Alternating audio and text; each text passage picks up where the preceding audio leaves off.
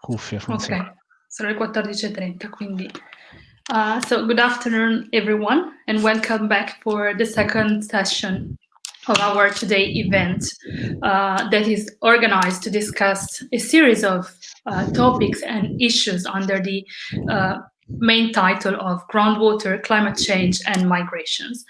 This morning, we had a series of very nice talk and discussions presenting some of the activities from the Italian experience to the rest of the world.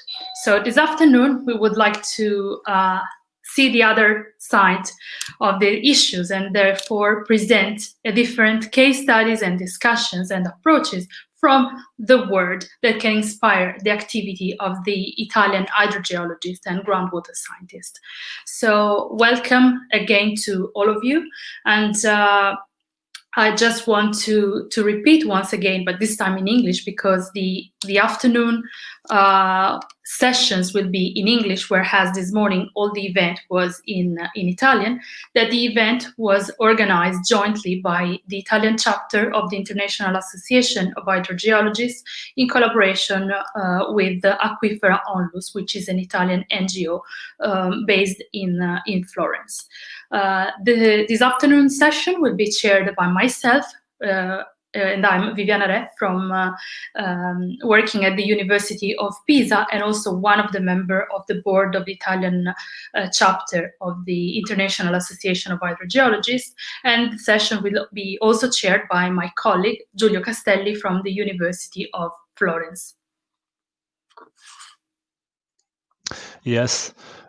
Thank you, Viviana, and thank you to all the audience for being here in this second session of our workshop, which will be dedicated to international experiences in the framework of management of groundwater, but also water scarcity, climate change, and migration. We are now starting our series of intervention in the afternoon, and is with great pleasure that I introduce you Dr. Michela Miletto. Dr. Miletto is interim coordinator at the World Water Assessment Program of UNESCO, which is the program of UNESCO that collects all the inputs of UN agency related to water to frame the so-called World Water Assessment report, which is a UN flagship report on water. And this year, the 2020 report is on water and climate change, so I think her speech will be particularly welcome and timing in this framework. Thank you, Michela, and I leave the floor to you.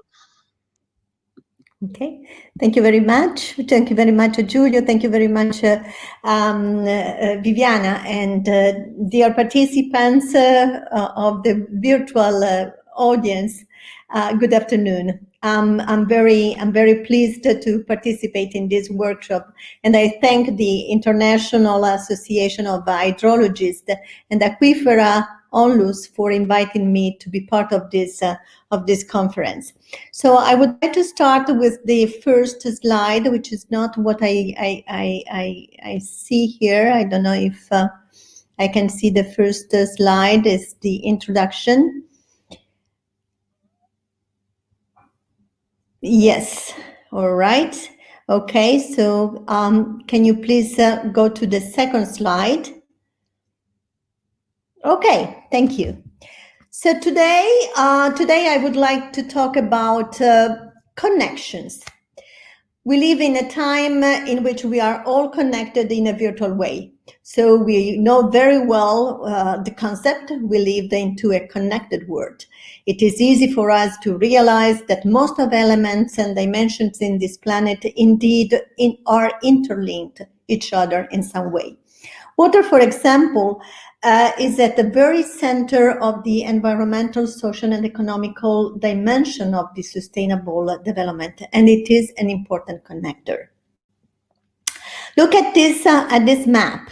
Every year, in preparation of the World Economic Forum in Davos, a global risk perception survey is undertaken, aiming to collect the perception for the future and its global risk of a large variety of people groups. For the first time, the 2020 survey respondents have ranked climate change and related environmental issues like biodiversity loss at the top of the 5 risks in terms of likelihood. Moreover, survey respondents were also asked to interconnect the top choice that they did in the global risk that they choose with 6 pairs of other global risks. The results are illustrated in this map.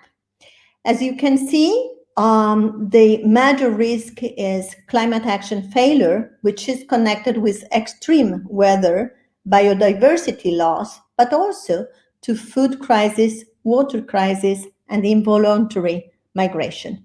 Next, please. Indeed, climate change is a global issue that has been escalating every year. The water cycle has intensified and climate variability has increased, thus affecting the economies, food systems, ecosystem, communities, and movement of people, and finally, of course, the sustainable development. Next, please. As you well know, climate change manifests itself through increasing frequencies and magnitude of extreme events that in turn render societies incredibly vulnerable to water-related disaster. Think about around 74% of all natural disasters between 2001 and 2018 were water-related, and during the past 20 years, floods and droughts affected over 3 billion people with a total economic damage of almost 700 billion US dollars, with Asia and Africa being the most impacted. The next slides, please. Meanwhile, the world is growing. So the global population is expected to increase from the current 7 billion up to 9.8 billion by 2050. And this is, of course, a significant driver of increasing water demand. Next, please.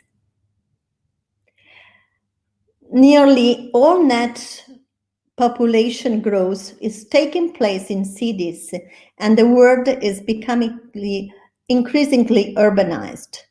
The cities are the hope for many people looking for a job or a better life. Often this is not the case, and most of the vulnerable people or the vulnerable groups of the population move to the outskirts of the cities into slums. Please, the next. Because of the high population density of cities and increased urbanizations, urban water supply is particularly vulnerable. It is estimated that by 2050, 685 million people living in over 570 cities will face an additional decline in fresh water availability of at least 10% due to climate change. Next, please. So many people move to the cities to find a job. Indeed, the 2016 edition of the UN World Water Development Report on Water and Jobs identified a clear connection between water and jobs. For instance, do you know that jobs in water-dependent sectors make up for approximately 78% of the global workforce, respectively 42% in heavily water-dependent jobs, which are connected with agriculture, mining, water supply and sanitation, some power generation, and 36% in moderately water-dependent jobs, which are mainly based on constructions, recreation, transportation that don't use a lot of water. Next, please. In other words, this means that worldwide, 3 out of 4 jobs constituting the global workforce are water dependent. So if there are prolonged periods of water scarcity or water stress due to climatic extreme, then there could be a repercussion on the economies and, of course, the loss of jobs.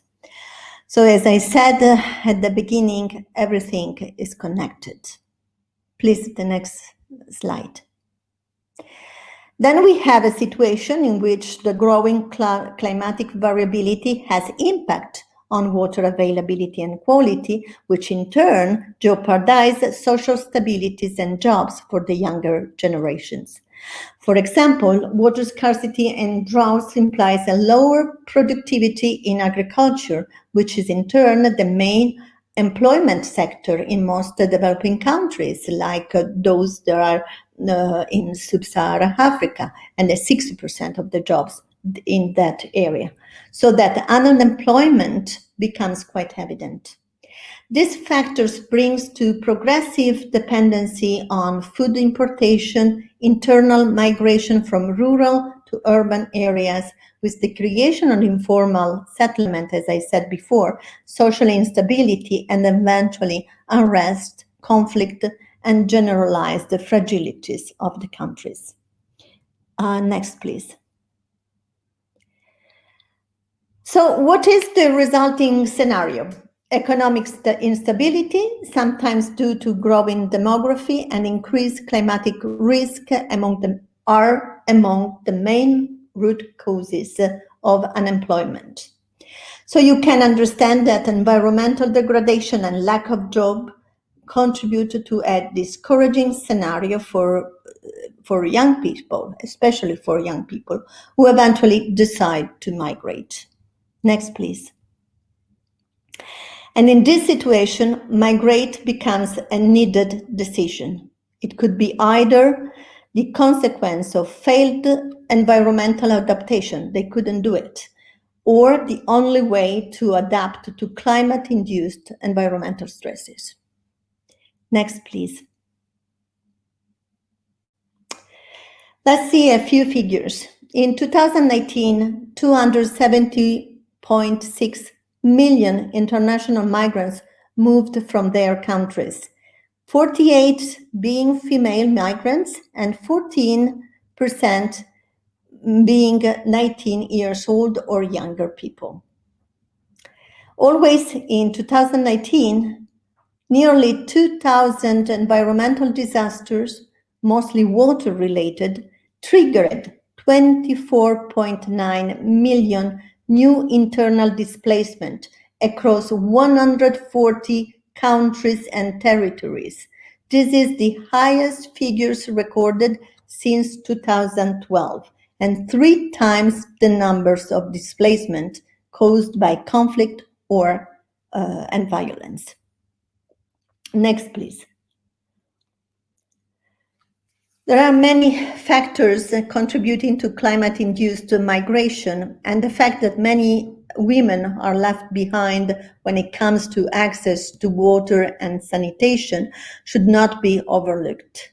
Households' resilience to climate change can be significantly affected by the fact that women are poorly entitled to agricultural resources on both land and water, land tenures and water rights, and that women had little time to generate income. They have other things to do.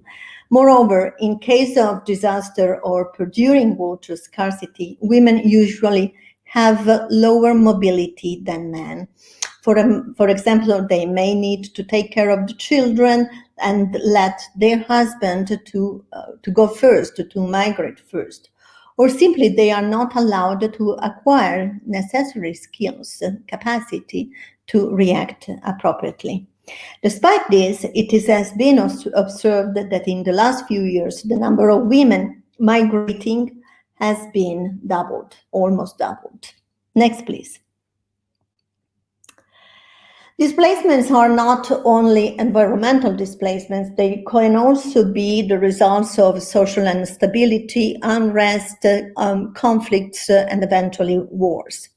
These people are hosted in the refugees camps, which very often have serious water and sanitation challenges. In addition, often these refugees camps burden on the already limited water resources of a country. I want to show you the example of two countries which host a large number of refugees and displaced people in refugee camps. The first example is Lebanon. Although in Lebanon water is plentiful compared to other countries in the Middle East, the country experiences chronic water scarcity. Groundwater is an important, I would say, is the important source of water across Lebanon. It accounts for 50% of irrigation water and 80% of potable water. There are more than 1.7 million refugees in Lebanon, which burden on the already stressed water resources. It has been calculated that the 1.5 million displaced Syrians now living in Lebanon, for example, have increased the demand on water services of almost 30%. The problem is, of course, not only for the refugees and for their conditions in poor conditions in the camps.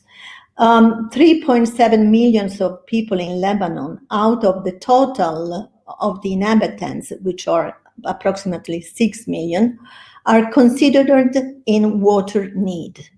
Of these, 2.6 million are Lebanese, and the remaining 1 million are Syrian displaced people and Palestinian refugees.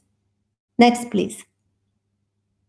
The second example is Palestine. In Palestine, people are not currently supplied through the water network due to the damage caused by past conflicts and imposed socio-economic restrictions.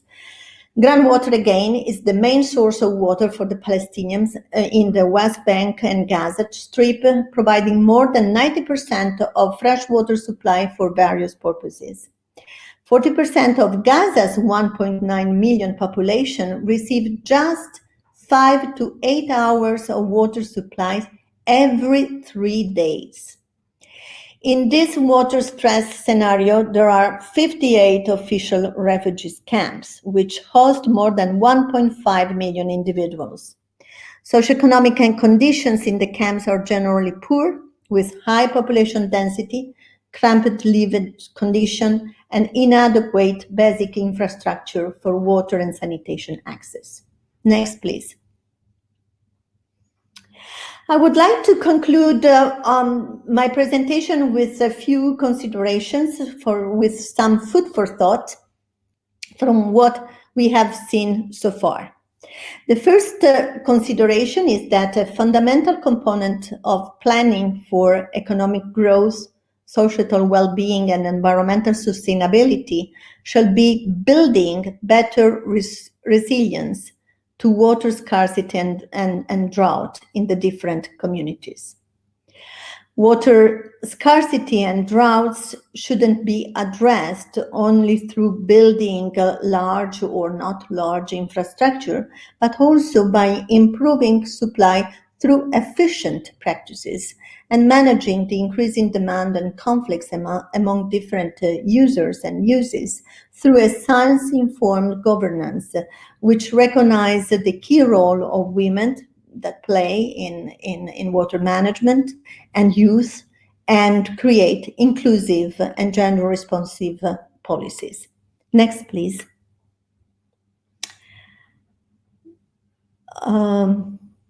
Next. Finally, I close my presentation with a question for you to discuss. How do we improve the livelihood of local communities and individuals, in particular women, in water stress area by enhancing resilience to water scarcity? So this is a question mark for you to discuss in this and in other meetings. And next, please.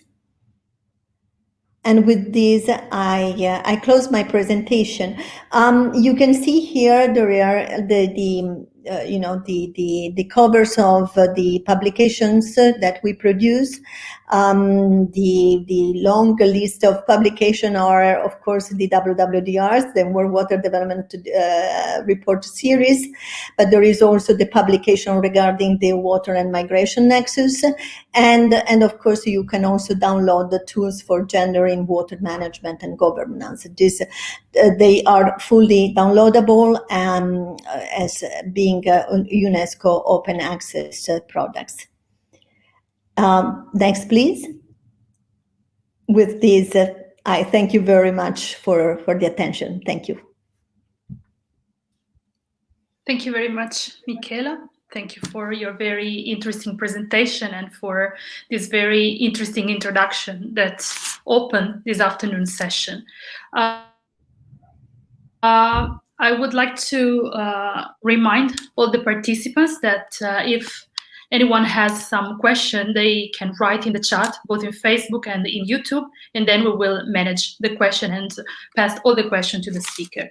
So while we wait for the audience to raise some questions, I would like to take the advantage of my position as moderator and ask you a question, which is actually very much in line with your question at the end of the presentation, meaning that there is a kind of connection related to the ongoing debate on women and water.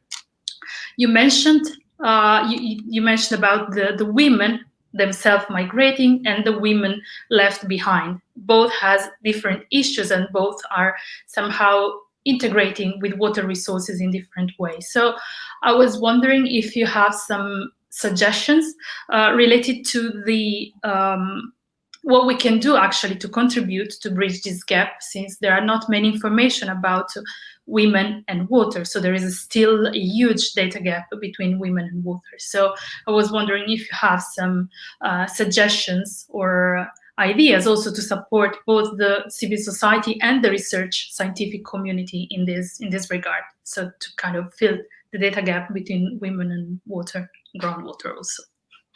Sure.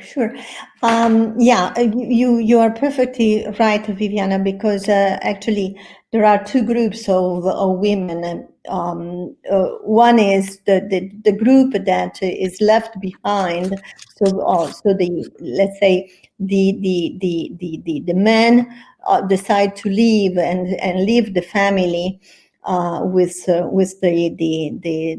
woman, the wife, the mother, the sister, and so there are many, especially in the developing countries, and in particular in sub-Saharan Africa, there are many women left alone in areas that are already degraded.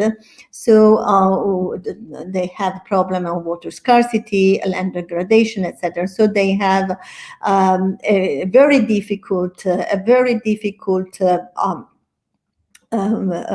duty to do, because they have to take care of the children, their families, and then in the same times they have new tasks, so that they can take care of their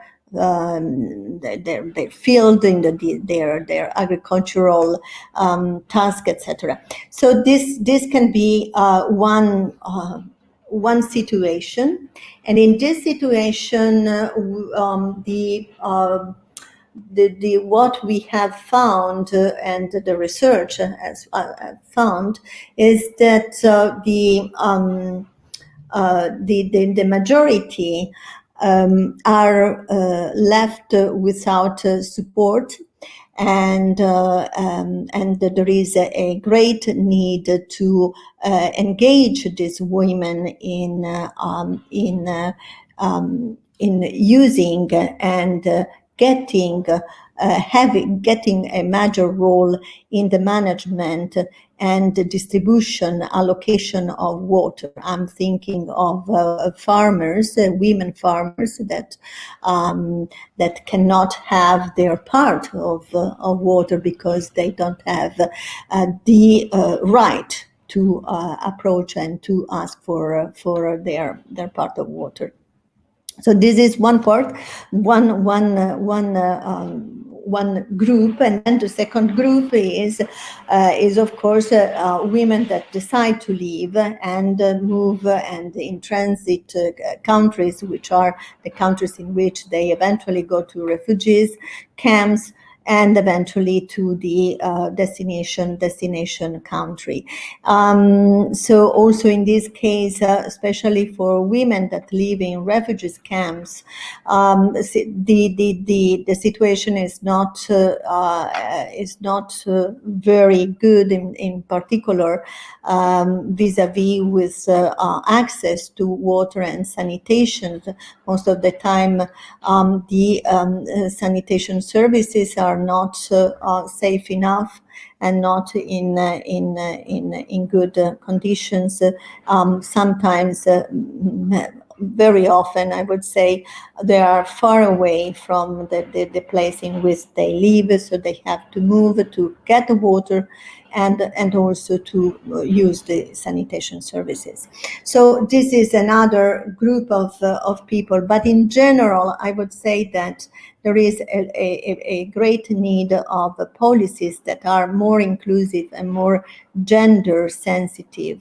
How do you do the policies? Do you do the policies when these people are visible? And in general, if you don't vote or you don't act or you don't have any role in the society, a specific role in the society, you can be invisible. One of the way to try to understand the reality is to apply a gender analysis. So the recommendation that in general is done nowadays is that governments and the institutions could apply a gender analysis and a gender sensitive approach, a gender mainstreaming in their institutions, and also in looking at the communities, using methodologies like sex disaggregated data that could be very useful to get a real idea on what is going on in the ground. Thank you very much, Michela, for this very comprehensive reply. And actually, I encourage all those that are interested in this kind of topic and issue to visit the UNESCO website and have a look on the huge work that has been done on specific topic on collection of gender disaggregated data. And I think we should be very thankful for your great work. So I think it seems that so far there are no further questions. So I thank you, Michela, and maybe at the debate after all the presentation, we may have some more time for discussion. Yes, and again, you are all welcome to drop any kind of questions via Facebook live chat or YouTube live chat. But now is the moment to move forward, to shift in another continent and to show the reality of rural Bolivia. And we are very, very happy to host Juan Carlos Delgado, who is the coordinator for food programs of Ainisuyu NGO, who works in rural regions around Cochabamba. It will be a recorded intervention, but I think it will explore and explain a lot on how we can work in international cooperation, focusing on the importance of groundwater.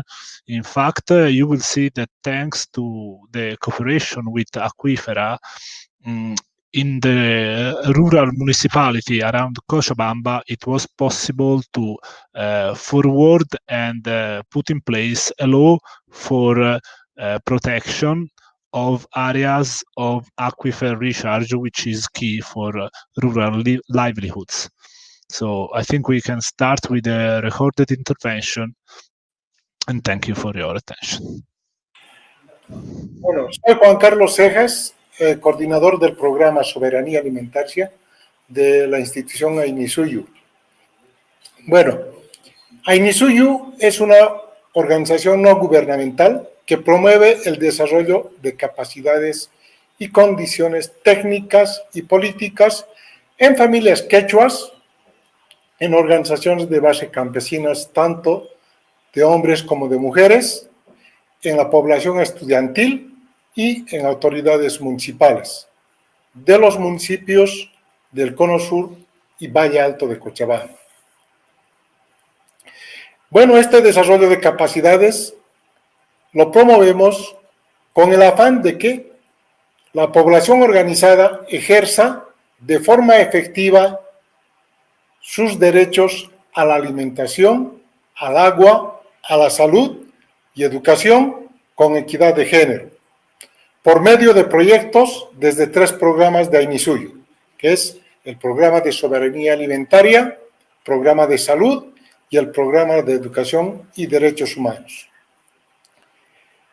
El objetivo estratégico del programa Soberanía Alimentaria es que las mismas familias o actores locales organizados incrementen sus volúmenes productivos e ingresos familiares que les posibilite una seguridad alimentaria más sostenible a través de la implementación de 4 modelos de sostenibilidad de la agricultura familiar campesina que son respaldados por políticas municipales.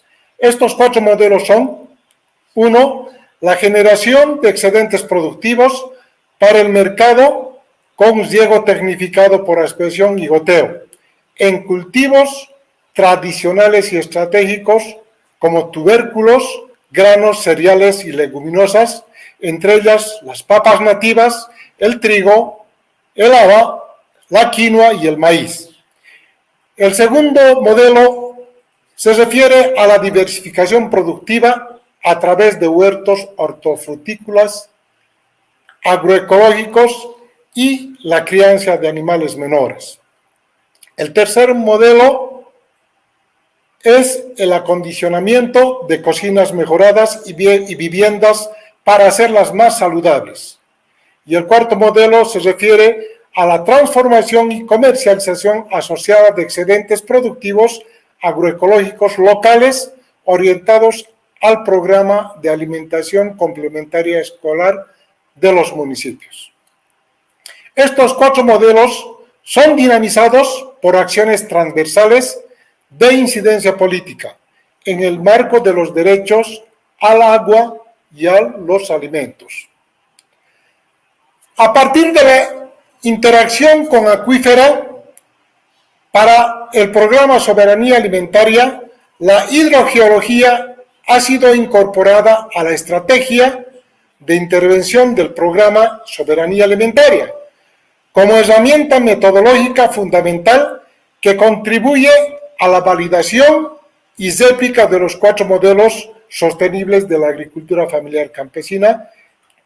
Por el cambio climático y el calentamiento global que está produciendo una disminución y agotamiento en la precipitación y un aumento en la variabilidad de los periodos de lluvia.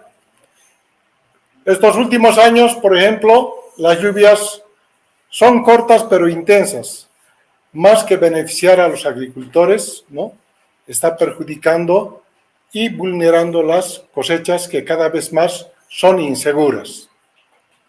Y los agricultores y proyectos a nivel nacional y municipal enfrentan serias dificultades como, por ejemplo, la erosión de suelos, el secado de aguas subterráneas, la escasa disponibilidad de agua, tanto para el consumo humano, animal y el riego, y la tendencia creciente hacia una inseguridad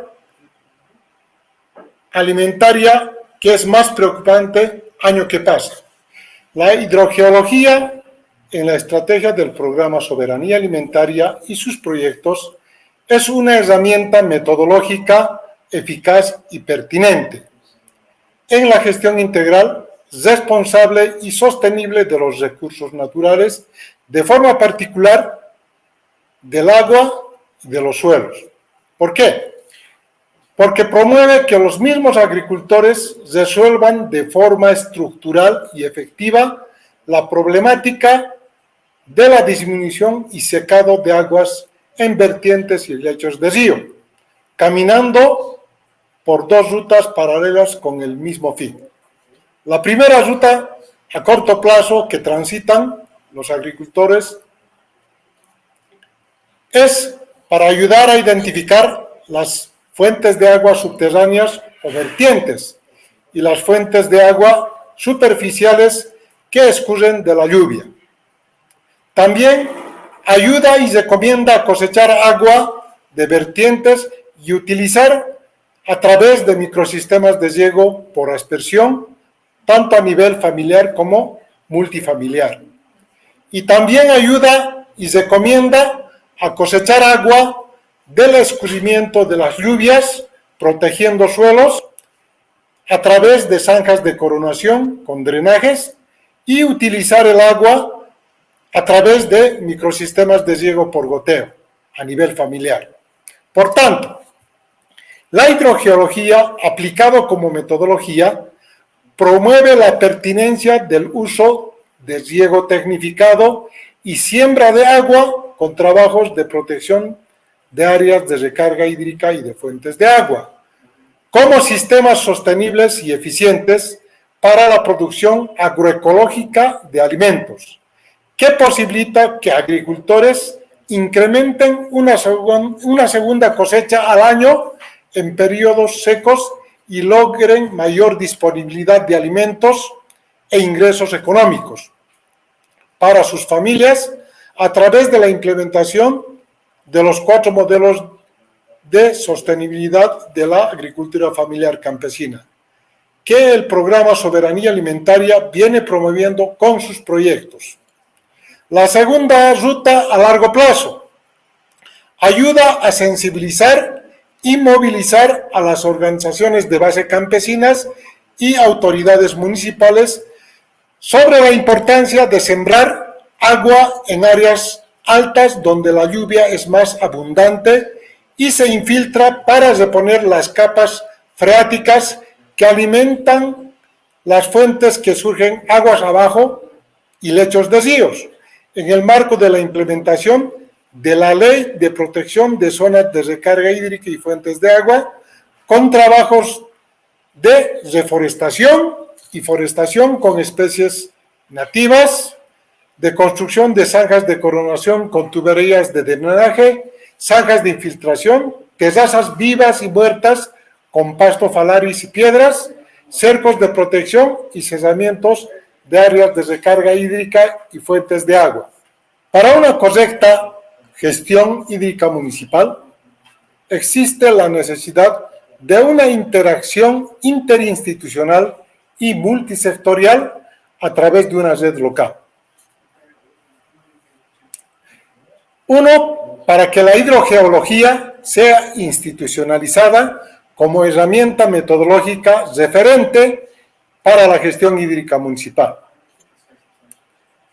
Dos, para desarrollar condiciones y capacidades en las organizaciones de base campesinas y en el gobierno municipal, para poder fortalecer el funcionamiento de la red municipal de gestión y coordinación de la implementación de la Ley de Protección de Zonas de Recarga Hídrica y Fuentes de Agua a través de planes anuales municipales, con participación activa de representantes de las organizaciones de base campesina, tanto mixtas como de mujeres, las organizaciones sociales, organizaciones cívicas, gobierno municipal, instituciones estatales, subnacionales y nacionales, y organizaciones no gubernamentales nacionales e internacionales. Y tres, para poder promover intercambios de tecnologías sencillas y baratas para el uso responsable de los recursos naturales, con acciones interculturales de buenas prácticas y conocimientos técnicos educativos de sensibilización y participación institucional para que la gestión y acceso a la tierra y al agua en cantidad y calidad sean siempre manejadas por las comunidades y sus autoridades locales. Muchas gracias.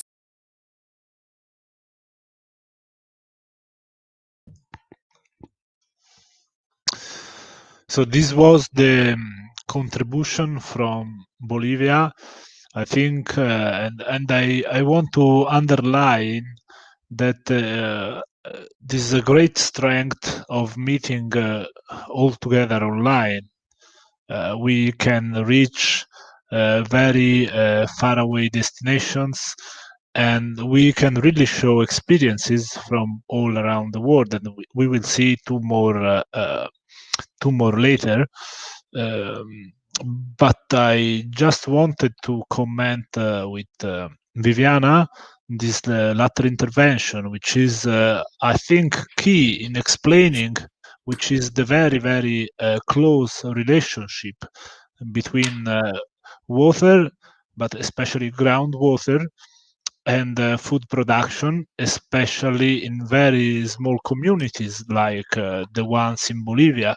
So here, and especially in the Altiplano, in the islands, the management of scarce water and also the protection of aquifers is key. And you see that sometimes you lack environmental legislation. So in this way, also knowledge sharing, but also institutional cooperation is key for managing water and managing water in a sustainable way. And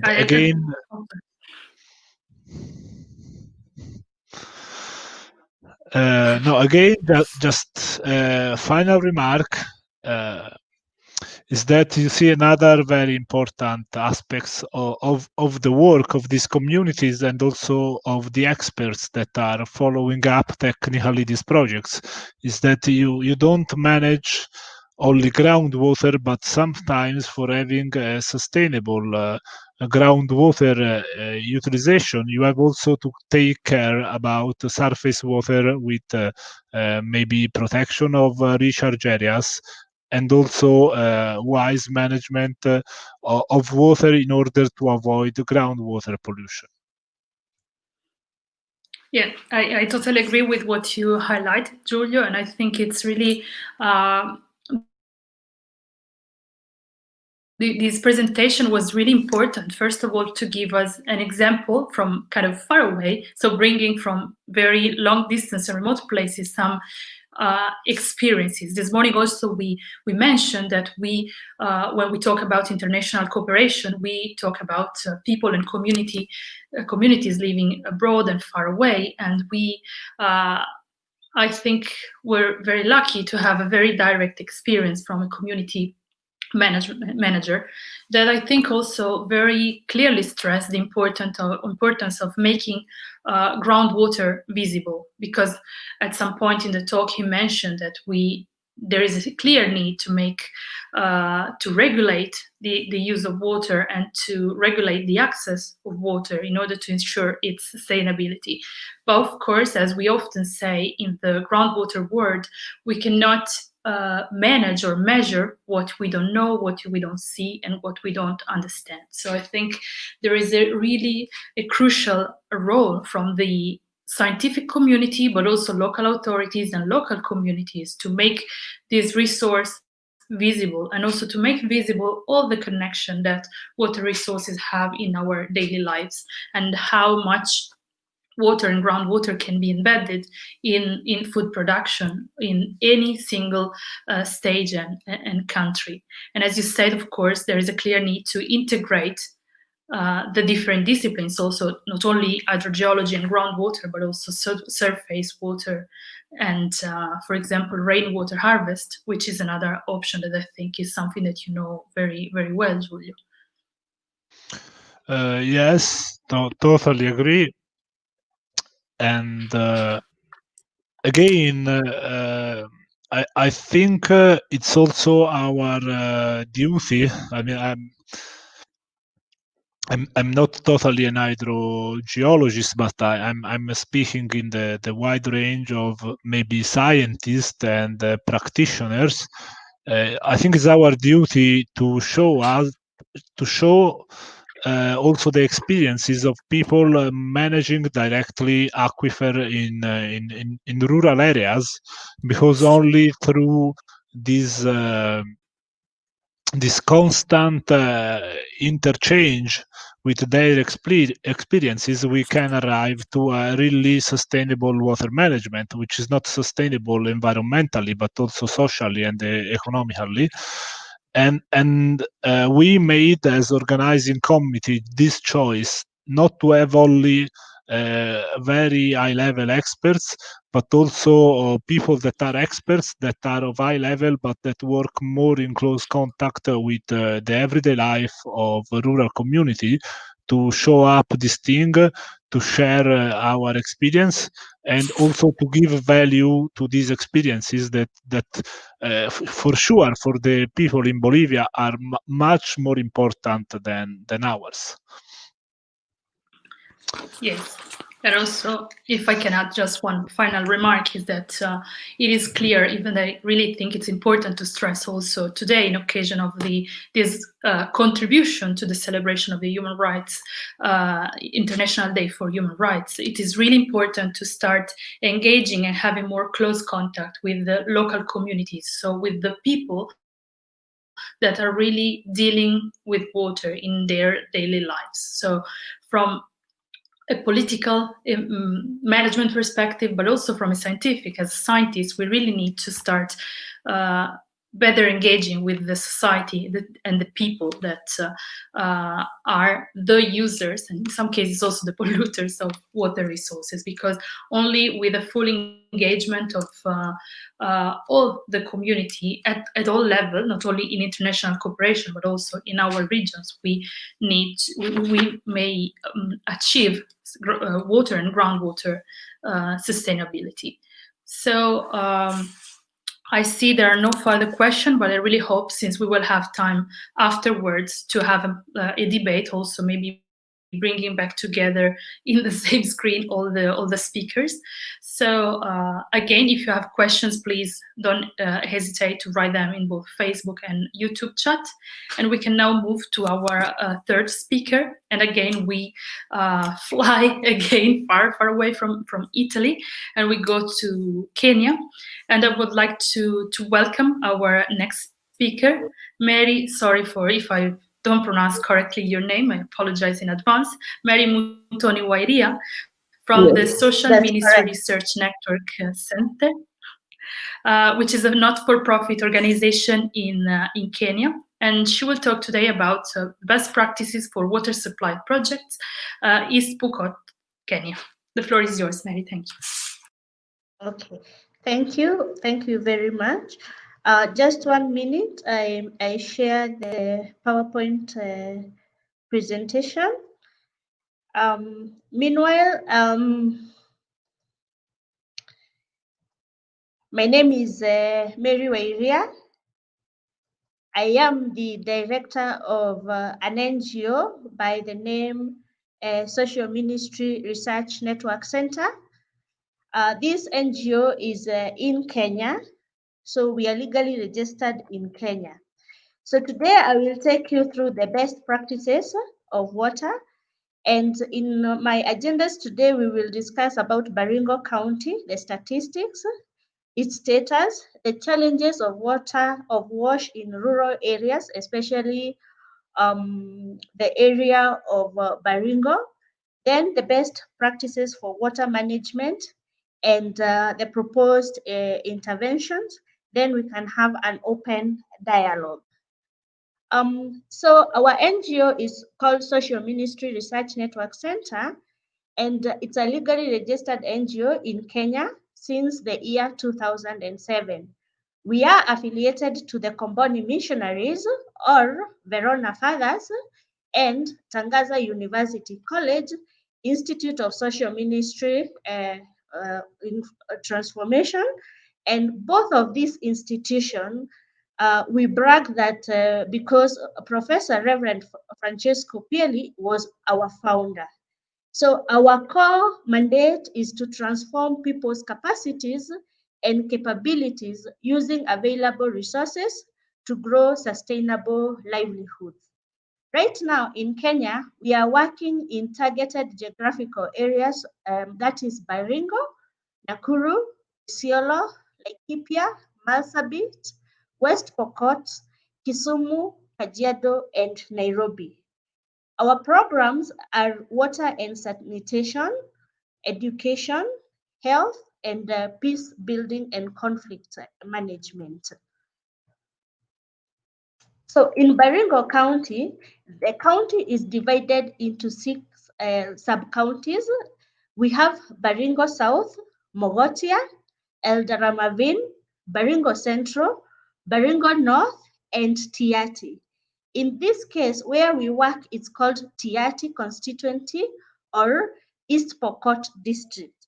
It comprises of 7 wards, which is Tirioko, Koloa, Ribikwo, Churo or Amaya, Silale, Loyamorok, and Tangul Bay.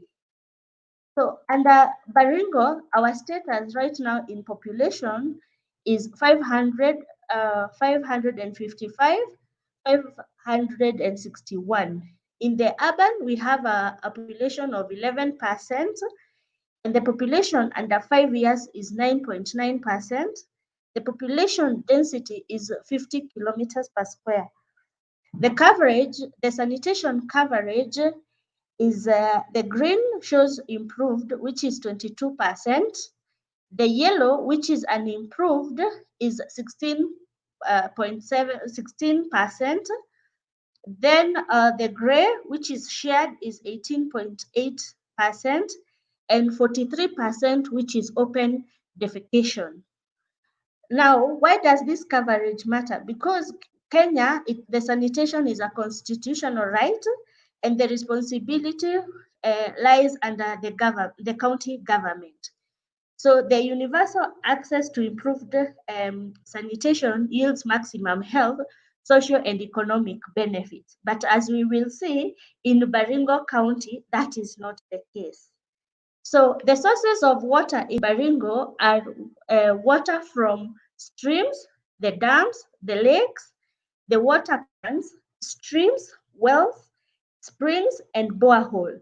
Now, in East Pokot, it is worthy noting that we do not have any piped water into the community's houses or into homesteads.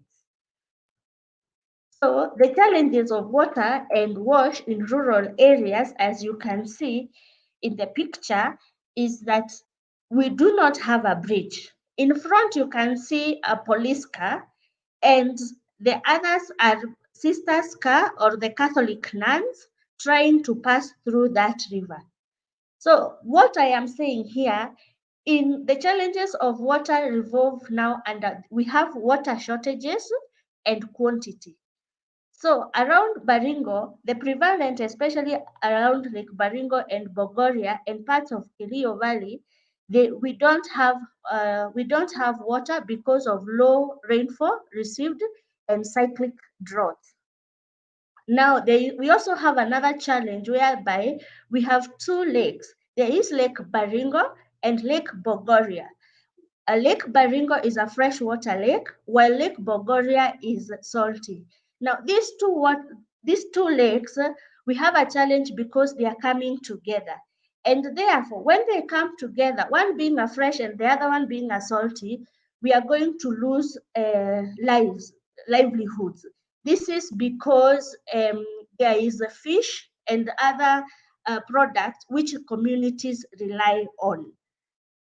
Now, also, water accessibility and availability is a challenge. Women and children spend many hours daily looking for consumption of water, and the average distance to the nearest water point is 5 kilometers.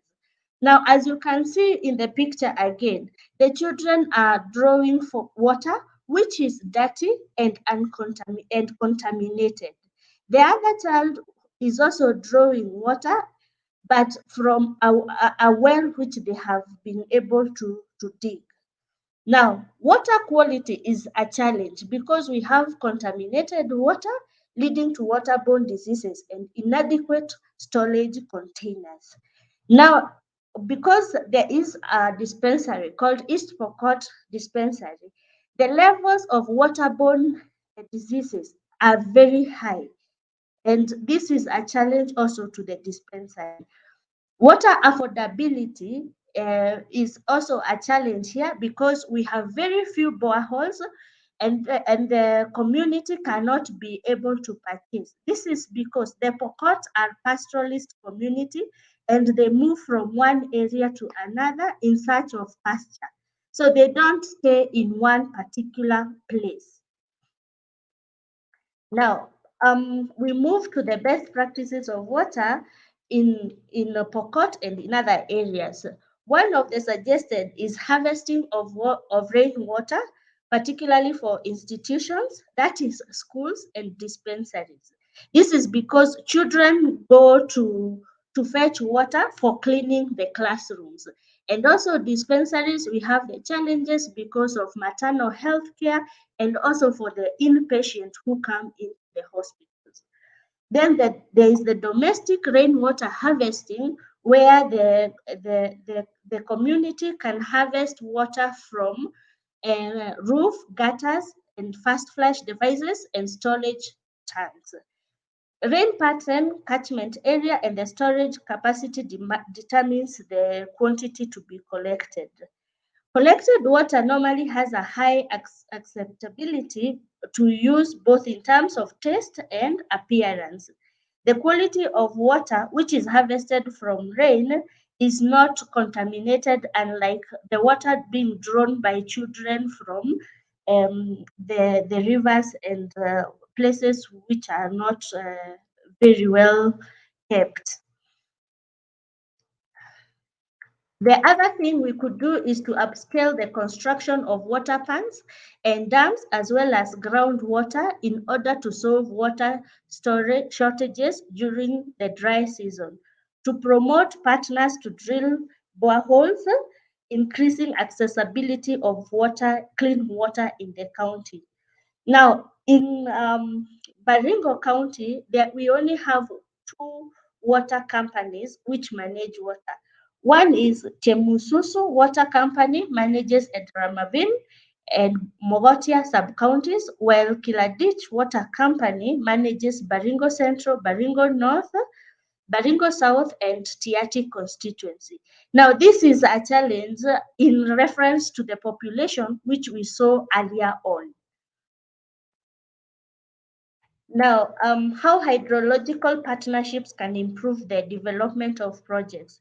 The hydrological partnership allows us to know the condition of the water resource, therefore qualitatively and quantitatively, both in the local area and in the region. This is really important because of the WASH program that cover large areas.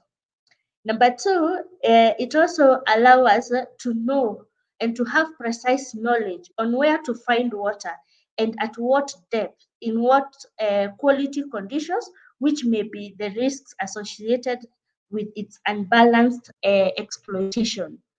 Now, number three is that in situation where there is possibility that an aquifer is contaminated by contaminants or saline intrusions, the hydrological approach is essential to know how to be able to act. Number four is in the situation where there are not enough economic resources, it is necessary to know which is the best area to find water and how to be able to extract it.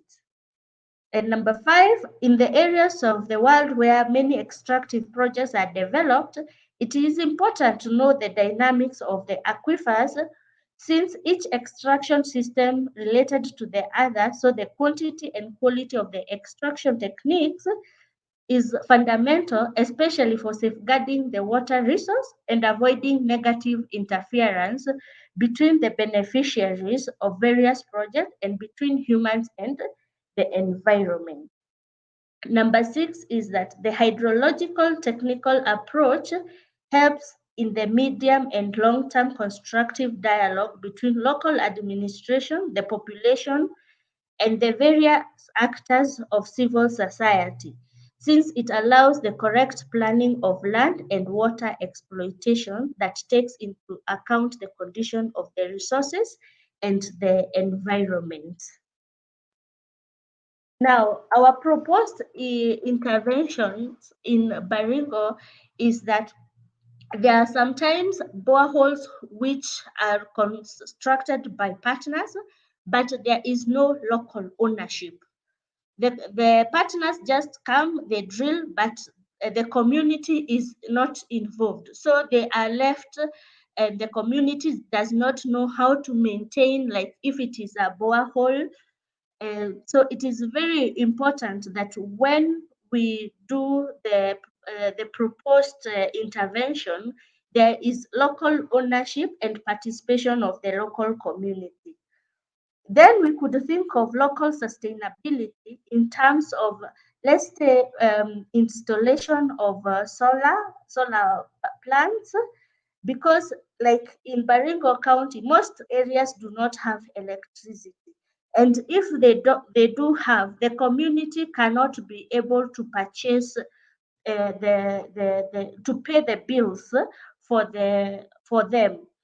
So it is important to think of how we can be able to drill boreholes or to have interventions that are locally be managed by the community, or even have like wind powered boreholes or other infrastructure.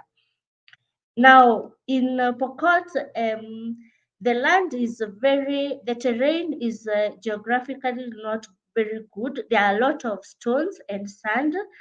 So, and the community needs to be taught on how to conserve water. The little that they have, they should be able to conserve it. So there is need to also think of, as much as we are talking about wash and water management, we should think of also planting trees, maybe in institutions like schools or in the dispensaries, especially in school, because the children are able to participate, and also to like water the small plants, and also like adopt a tree. So the other thing is capacity building in institutions, that is in schools and dispensary. Sometimes we do water infrastructures for the community, but we do not train the local people, like maybe let's say the engineers to do the maintenance, or let's say in schools we don't teach them how to use the water in a very efficient and effective way. So you may find that the children just have opened taps and the water is running, and therefore even if they have collected water from the rain, still the water goes into waste. Then we need also to support communities through conservation of water. Sometimes, as you see the river, there is a lot of rain that there is a lot of rainfall, but we do not show the community how they can be able to put this water into collective use. So it is very important to teach how the community, how they can be able to conserve the water using very efficient ways of doing it. So I think that is what I have for today.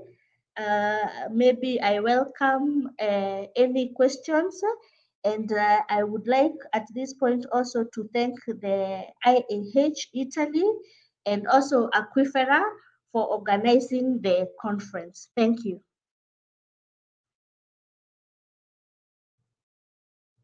Your very interesting presentation. We have a question for you. Can you read it from the screen, or you want me to?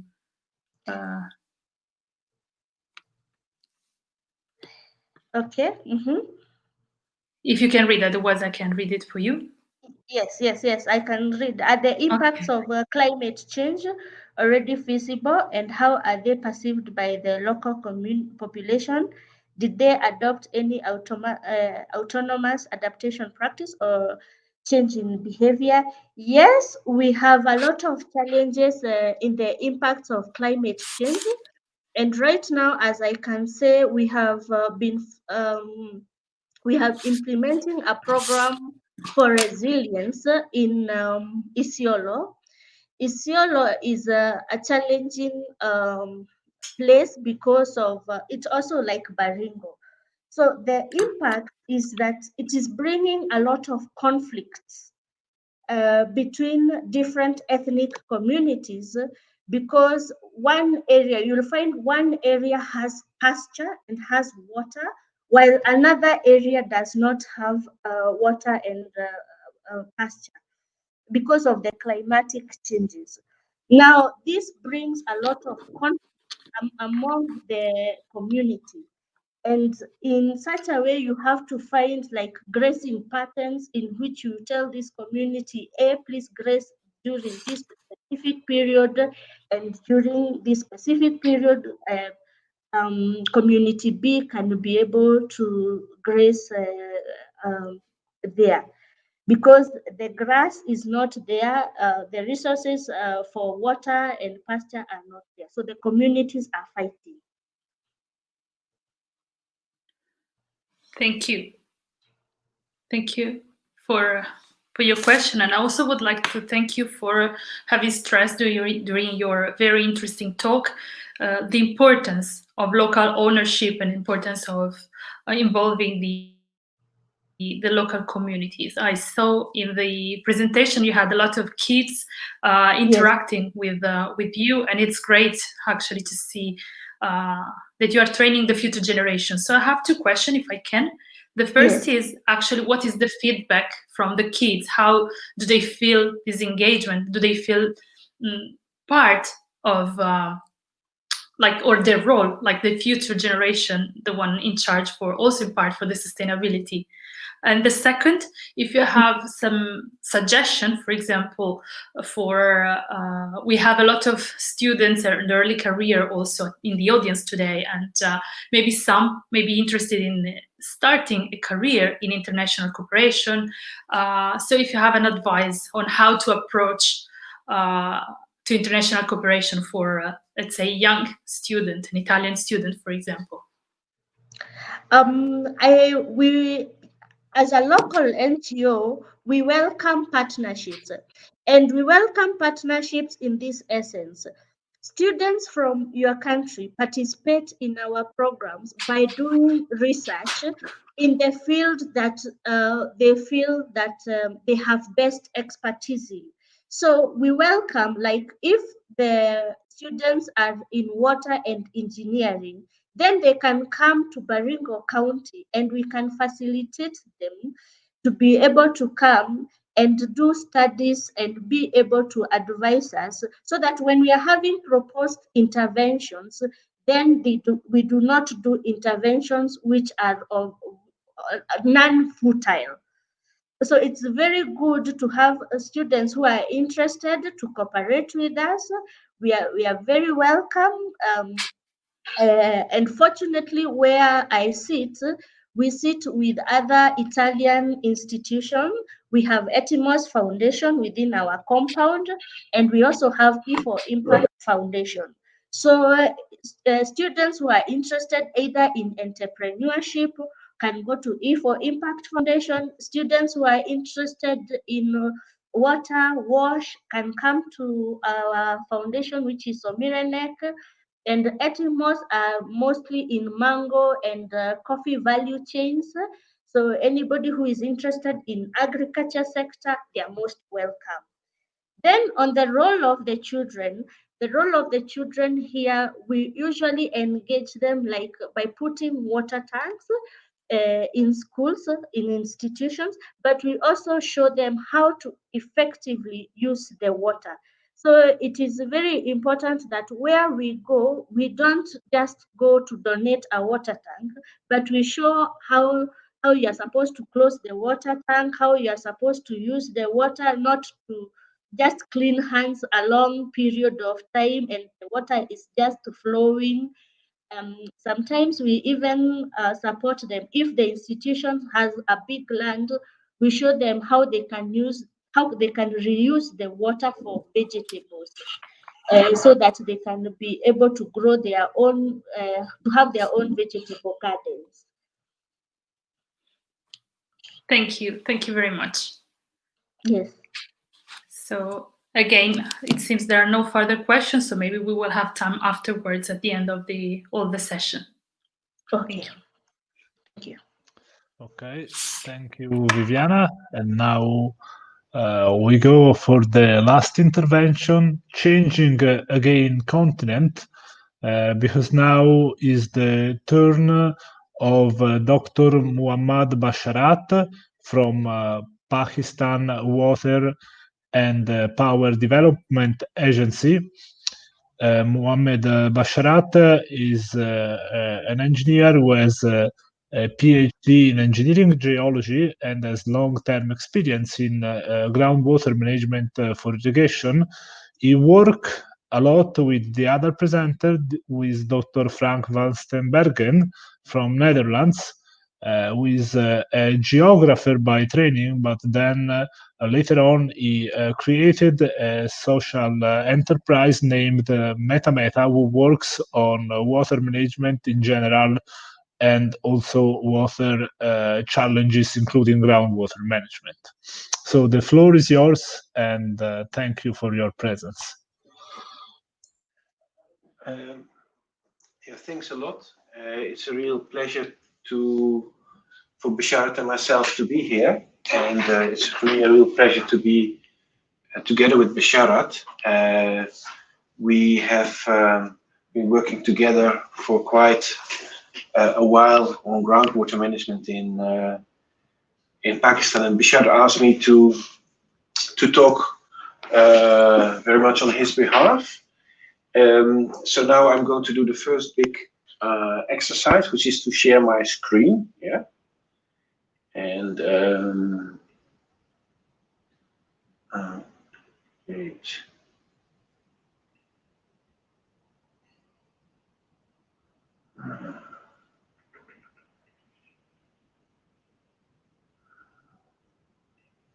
I have the presentation here somewhere.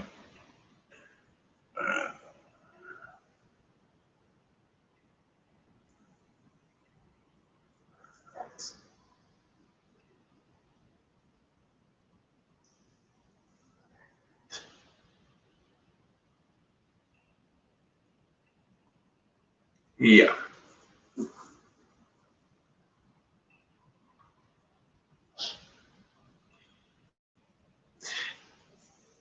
Wait. I already showed you the spoiler, which is the last slide. So, but here's the first slide. What I really enjoyed with the previous presentations was, emphasizing the importance of groundwater, groundwater for drinking water, for agricultural production, also the link between water resource management and groundwater, and issues like migration. And I think that really is, we cannot emphasize that enough. Although invisible, groundwater is really driving so much of the things in the societies that we are part of.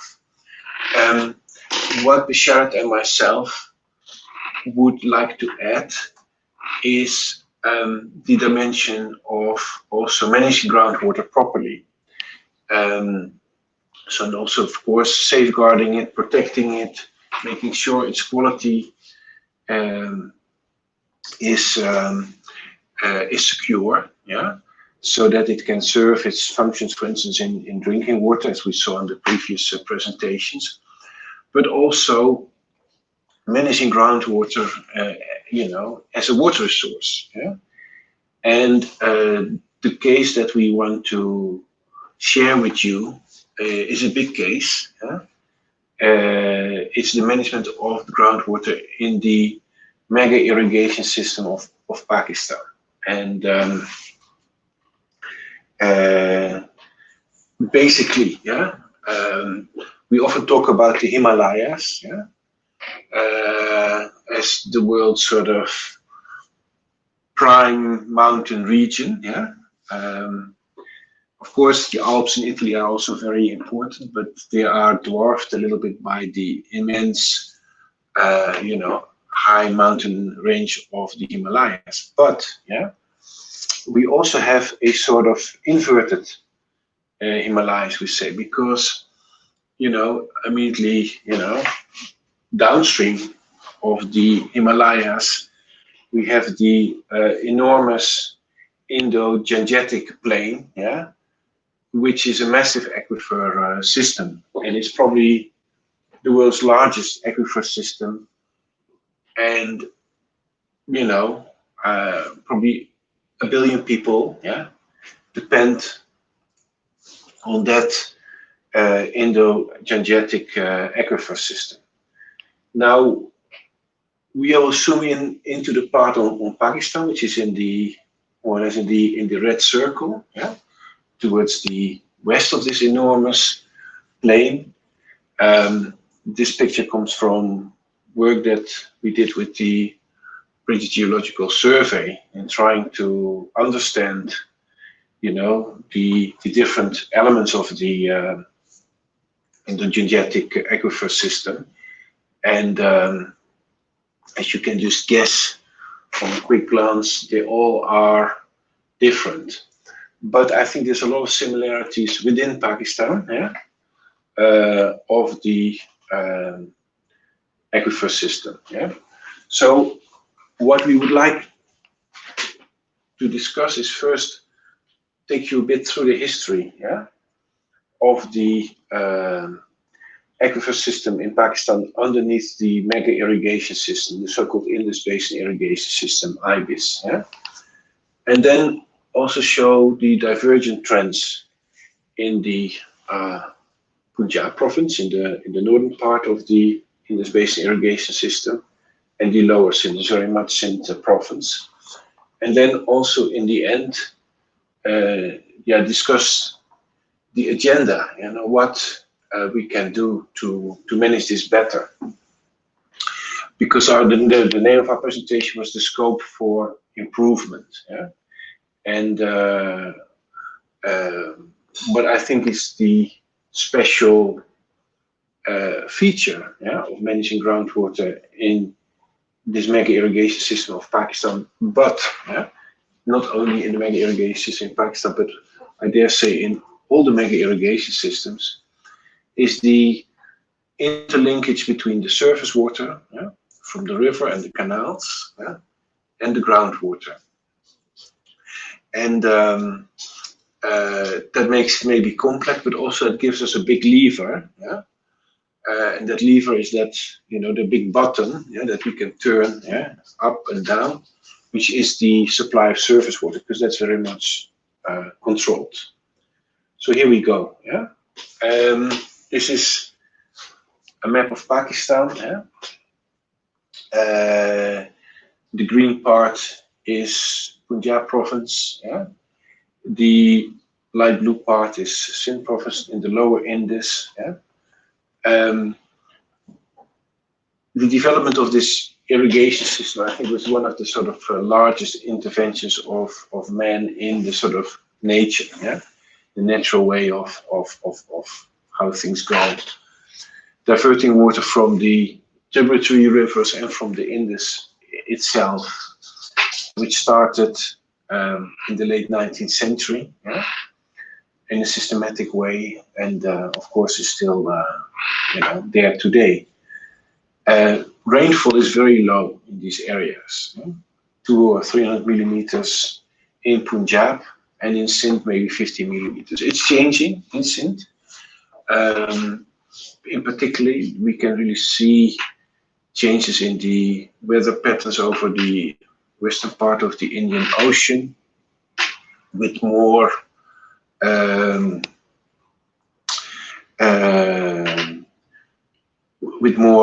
cyclones, heavy rainfall, and floods. Yeah?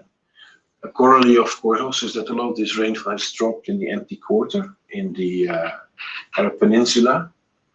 And that is one of the reasons that we have all the locust problems now, because the locusts breed in these desert and semi-desert areas. And they breed a lot when there's rainfall, which doesn't happen that often. But this last year and this year, that's what happened. So the system, it was designed in the past to be used, but in what they call protective irrigation, basically to keep people alive, to keep people from starving, to spread water thinly over a large area. Yeah.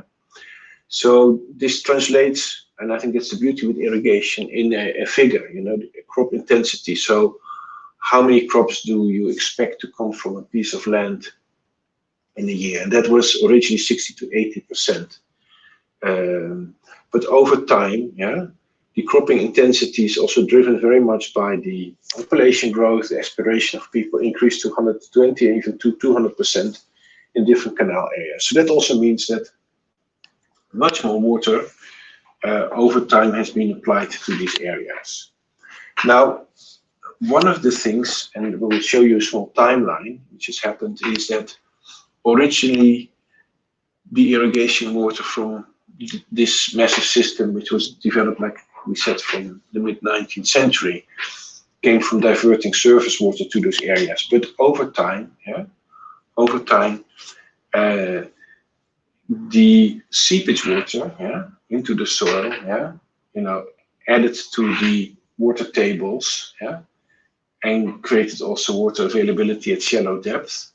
And this has been the reason for the private tube wells, which have come into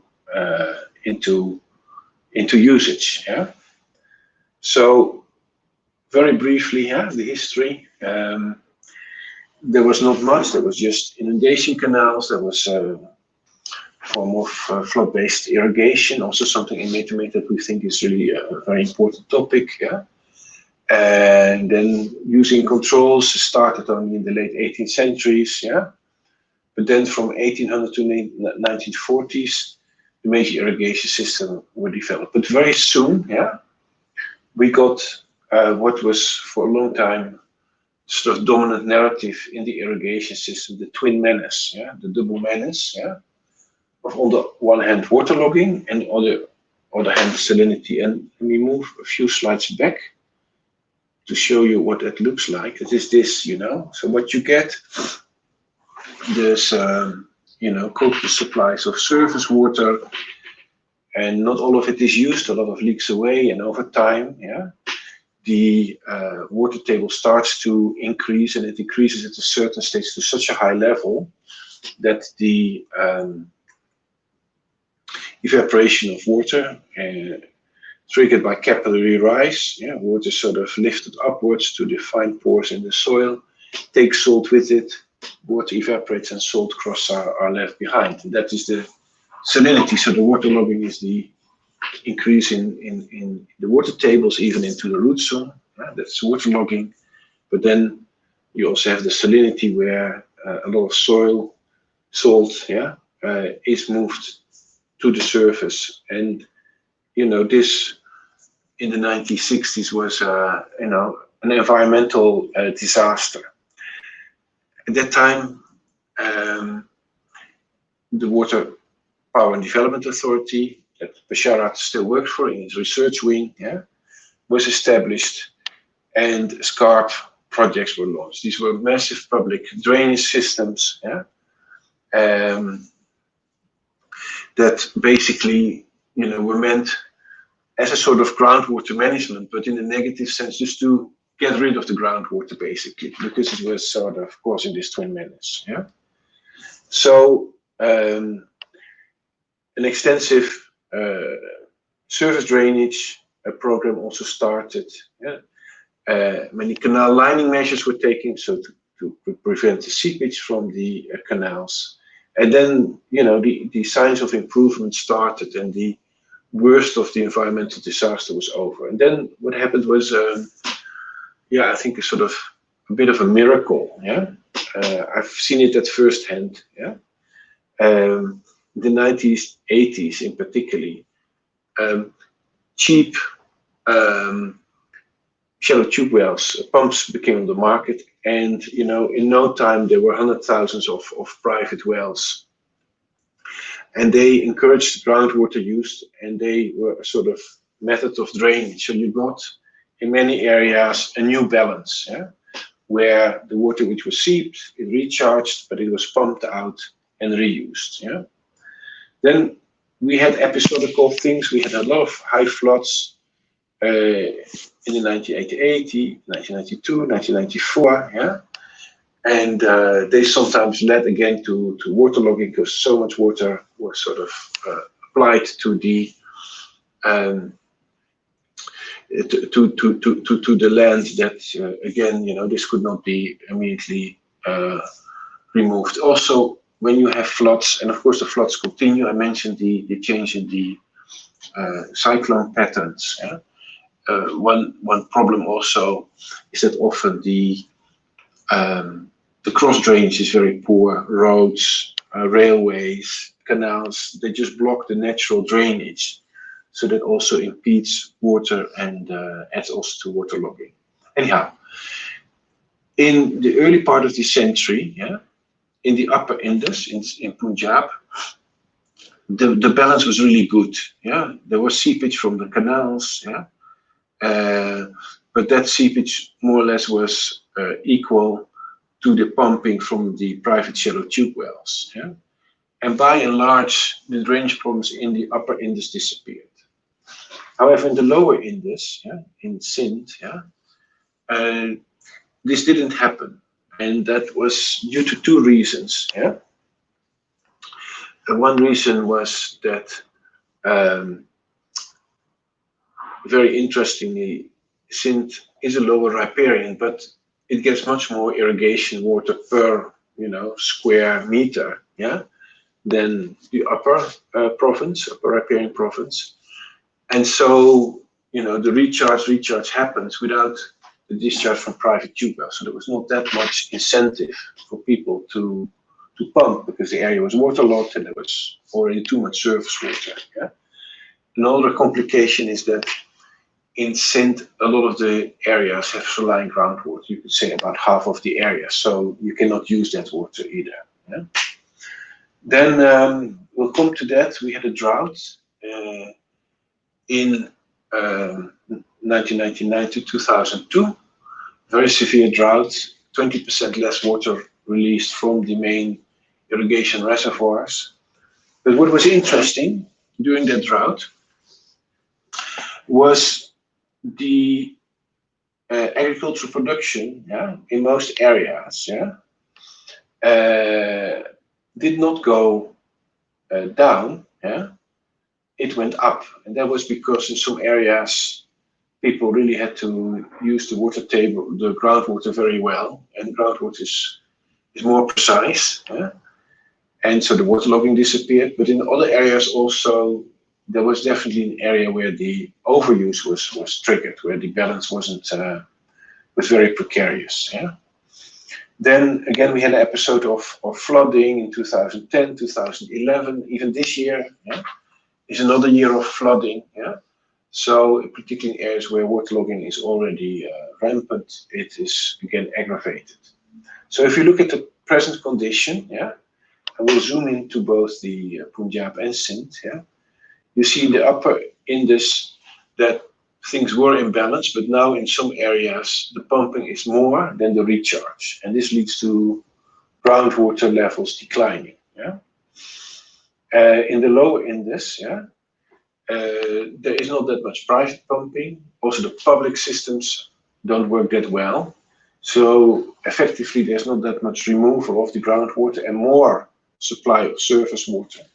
And so, and I think it's an embarrassment that, even now, waterlogging and salinity persists. But it's an embarrassment because it is really bad management, bad decisions, bad water allocations, bad irrigation duties. I will come to that later, but we made a calculation that if you would sort this out, you would free up water for maybe 500,000 hectares. So what happened, there was this massive drive towards drainage. You can see all those colored areas, which were areas where big drainage projects were included. These were often tube wells. You see a picture in the lower left corner. The water was just pumped out with by public scheme, and it was usually disposed of, or sometimes it was reused. And over all these years, a very large number of tube wells were installed, more than 20,000, but with big capacity. And then also there was tile drainage, there were surface drains. So that massive drive towards drainage paid dividend, particularly in Punjab. In Sindh, it didn't solve the problem, and then it started to unravel a bit because of the poor maintenance. So you can see that the area which is waterlogged, in the lower Indus, in terms of percentage, is always high, and it has been even increasing, up to 1990, and then it dropped. You can see that, I don't know whether you see my cursor. In 2002, it dropped because of the drought, but then later again it has picked up. Punjab has a very different pattern. The waterlogging, it wasn't that dramatic as in Sindh, but it has really gone down. You can see it from the line, and it's almost non-existent. It went up again with some of the floods, but it's still very, very manageable, less than 10%. So two very different patterns. And like I said, this is what the what was the main driving force, is all these private tube wells. You see them, all over over Pakistan, and these are only 3 out of 1.2 million. You will say, where's the third one? Well, the third one was the one on which I stood when I took this picture. So in Punjab, you can see that at present, in most areas the situation is normal. The groundwater table is between 1.5 to 12 meters. There are some areas which are waterlogged. This is, for instance, Reem Yar Khan. That is an area where the irrigation uses are still quite high from the canal. But in most areas, it's in green. The only, exception is the Bari Doab. We'll come to that, where you see that a lot of the groundwater is now below 12 meter. This is an area where we also had waterlogging 30 years ago, and it's depleted. Okay, so we see a lot of groundwater mining in that area. Then also there's another factor for that area is the heavy use of groundwater for Lahore. I don't know how much time I have. I might sort of skip a few slides.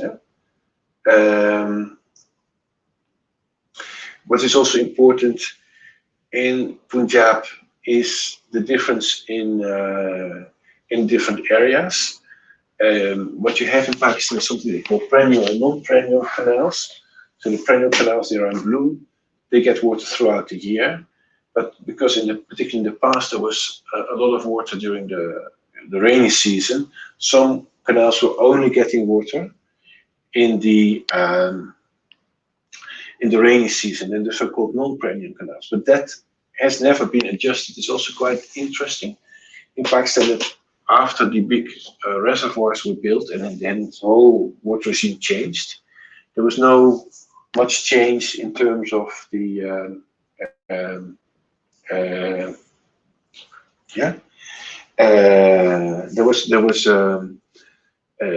there was never adjusted properly, because flows became more regulated, so there would be more scope for perennial and less scope for non-perennial canals. But what happened was the non-perennial canals actually took a lot of extra water, because they also got flows now in the dry season. And so It's good, but these are also areas where you still see some waterlogging. Yeah. So basically, if you take stock of Punjab, you say, okay, we have one area in a danger zone, yeah, the Bari Doab, yeah, very important area, right? It's really the heartland of Punjab. But we should think of using, of recharging with the excess flows part of the year, yeah, to replenish the groundwater there. Yeah. We have definitely also issues around water quality, yeah, because of heavy use of water, recycling of water, also with conjunctive use, but also the upconing of saline water. So particularly in Bari Doab, what happens if you extract a lot of water, you don't get lateral inflow, but you mobilize water from lower depth, and that's often more saline. So you get saline upcoming in these areas. Yeah. What would be required everywhere in all the mega irrigation systems, and also in Punjab, is to sort of relook at the crop water requirements and the irrigation duties, yeah, and the cropping patterns. Myself, I'm at the moment heavily involved in a new project in Sindh called SWAT, where this is finally put on the agenda, yeah, to sort of say, listen, what is the best crop for this area? How much water do we need? What's the crop water requirements, rather than having a fixed and often, you know, non-rational supply of water. Yeah? So this is, but this is taking a lot of time because it's almost considered a given, a right. So people are very worried if this starts to be discussed. Yeah. Another thing for Punjab is to take the pressure out of the Bari Doab, the groundwater. More surface water should be allocated for groundwater recharge and supply, and also more groundwater regulation is required. But then we said that it's very much important to do this in conjunction with the surface water supply. I think for time's sake I will skip some of the slides, but this is the Bari Doab, yeah. This is the red areas and the really depleted areas. You can use some of the old wells, yeah, to recharge during high flows and ponding up of water, yeah, at the barrages. Yeah? So some part of the year, yeah, you have a high discharge, yeah, and if you can divert part of that high discharge into these areas which are suffering from recharge, then you suffering from overuse, you might rebalance. Now we go to the lower Indus, mainly Sindh, but also some canals in Balochistan. Yeah, and this is a typical picture. I have another one. Yeah, but what you see in Sindh is that, and maybe the next one is even more dramatic. Yeah, if the canal diversions are high, well, let's first go to this one. Yeah.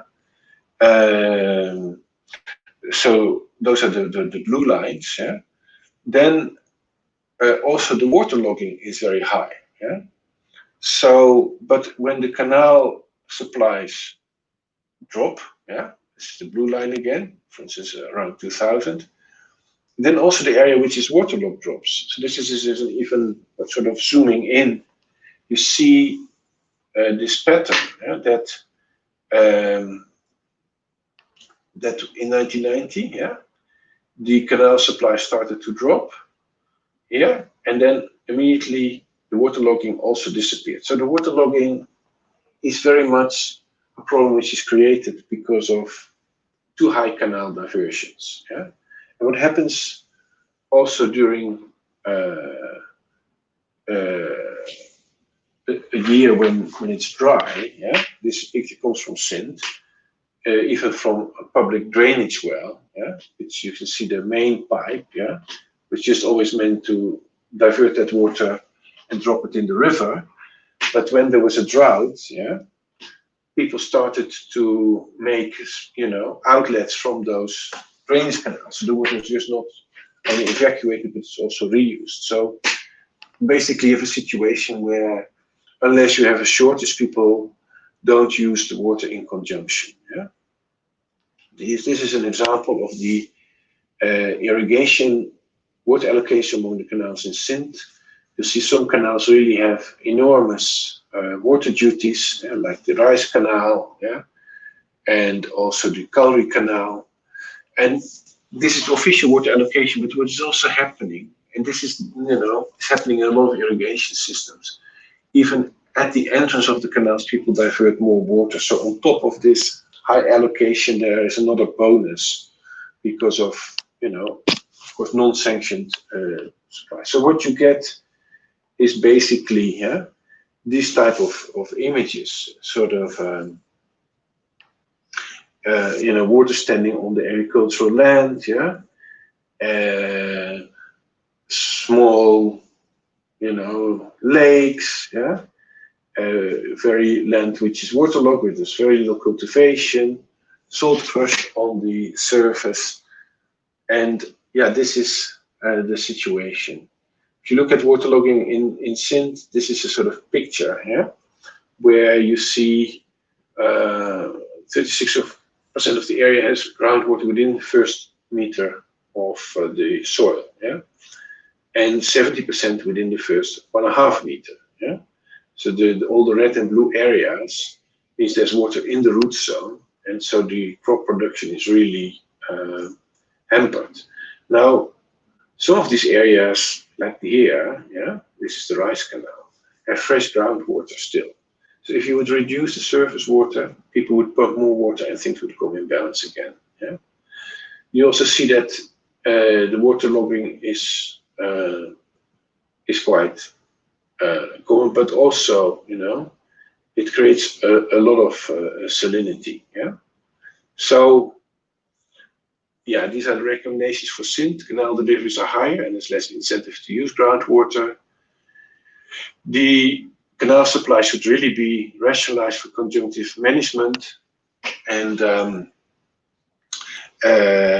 in fresh groundwater areas, you should reduce them, so that people are encouraged to use groundwater, and you can maintain the groundwater at, say, 2.5 to 3 meter depth, which is ideal, so you can also, in saline areas, can you also reduce the groundwater tables, but with skimming wells. These are usually on top of the saline water, there's a thin layer of fresh water. So you can also skim that by just pumping only at that depth. And then the saline areas might need higher supplies, the areas with saline groundwater. But you should also have a proper drainage system so that you can take out, you can flush the water and you can take it out with the drainage systems. Now, the drainage system is not systematically geared towards the areas with high salinity. And then there's a scope for a lot of water saving measures. Rice can be cultivated, for example, with alternative wetting and drying, with less water, without ponding, and often that develops root zone better and you get higher yields. So if we go back to the total picture, we have recurrent floods and water shortages in Pakistan. The upper Sindh is now with drought resilience, with the exception of the important area of Bari Doab, and it's important to be careful and watchful and recharge where possible the groundwater in high usage areas. And the lower Indus, in comparison, still has losses in agricultural production. Also, when there's a drought, the area is not properly prepared. It's possible to divert some water from this areas with very high duties to, for instance, the Thar Desert. If you look at the area, very simple calculation, when you had 20% less water supplies during the drought in 1998 to 2002, the waterlogging almost disappeared. So that means that, in principle, you have 20% of water to play with, and you could use that for developing new irrigation systems. For a long, long time, this topic was non-discussable. And the reason was very interesting, and I've seen the same in India, Sin is a lower riparian, they say we have water shortage, upstream our water is being stolen. But actually they have higher duties, and they even steal from their own supplies. I'm a friend of Sin, so I'm not sort of, they are very dear to me, but I think that that area is really an area where things need to be discussed threadbare. And this is now happening in this new SWOT project, fortunately. Yeah. So we need a long-term policy for coping with droughts and floods. Yeah. A conjunctive management strategy. Yeah. And make sure that we don't have the crop yield loss. And it's not only the crop yield loss. If you have waterlogging, also people are sick. Cattle is sick. You have a lot of diseases related to that. Houses crumble because the moisture gets into the adobe houses, etc., etc. Yeah? I'm going to skip this slide a little bit. Yeah. So we still have a full agenda. Yeah. In groundwater management. Yeah. We need to deal with the salt. Yeah. We need to deal with the groundwater mining in the upper Indus. We need to have more supply-based irrigation system. Yeah. We need to deal with droughts and floods. Yeah. We need to have better funding for the maintenance of our drainage systems. We need to have better irrigation governance. There's very little beneficiary participation. We have provincial conflicts, which sometimes leads to stalemates. Yeah. We have institutions that are not as strong as they were when they were set up, and we do very little monitoring. Amazingly, yeah, this is where most people depend on, but we don't monitor. And so there's really a full agenda, and I think meetings such as these, they will not make an immediate change, but they are important to raise the topic of the importance of managing groundwater. And sometimes I often think actually this year, when we take so much effort, and I think Italy probably more than other countries in tackling COVID-19, yeah. Whatever you think of COVID-19, yeah. But what it showed was that there is the ability to do a sort of concerted, focused action, yeah, on a large threat. And I hope we can also at one stage find the same energy to sort out the groundwater issues. So does integrated water resource management exist in Indus-based irrigation systems? No, not really. Yeah, because by default, some areas are in balance. Yeah? These green areas, these yellow areas, but we also have a big hole in the middle in Punjab. And then we have a lot of blue areas, which are areas where the water table is too high in the lower part. So the solution is integrated water resource management, but at the minimum, conjunctive management. And here's a point I want to make. I think integrated water resource management is a very powerful concept. Yeah, very, very powerful. Has changed a lot of boundaries, but we should not make it too complicated. I think if we can start in Pakistan by just managing groundwater and surface water, at the same time, in a conjunctive way, I think we already will leave behind an enormous legacy. Thanks a lot for your attention. I hope I didn't bore you too much. And thanks a lot to Basharat, who prepared most of the presentation.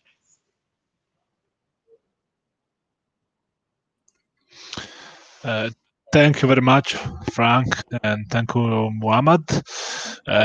Presentation of high interest because it basically showed one environment that is very typical and it's very key for groundwater management. So large-scale groundwater system connected to irrigation, which maybe we are kind of lacking in Europe, or at least we are lacking to the scale that we have in Asia, for instance. I have a couple of questions. I don't know if we have questions from the audience. I don't think so. I think I have some noise in my audio. I don't know if it's me.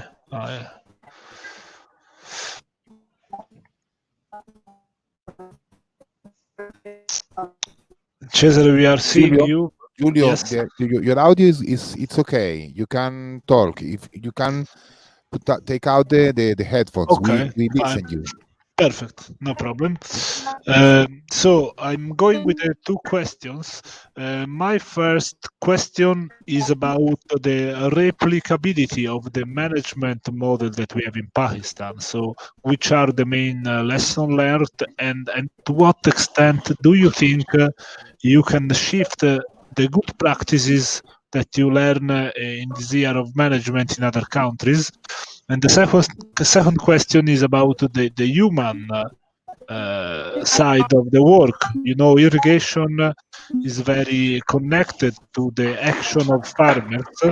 So, how does the farmers behave, and also how does they react to the policy and how much they are involved? Yeah, I think these are very important questions. Bashar, if you want to add, please do. I started saying, that the sort of issues that we see in Pakistan, both in Sindh and in Punjab, where Punjab somehow went the right way, but it now has overuse in the Bari Dua.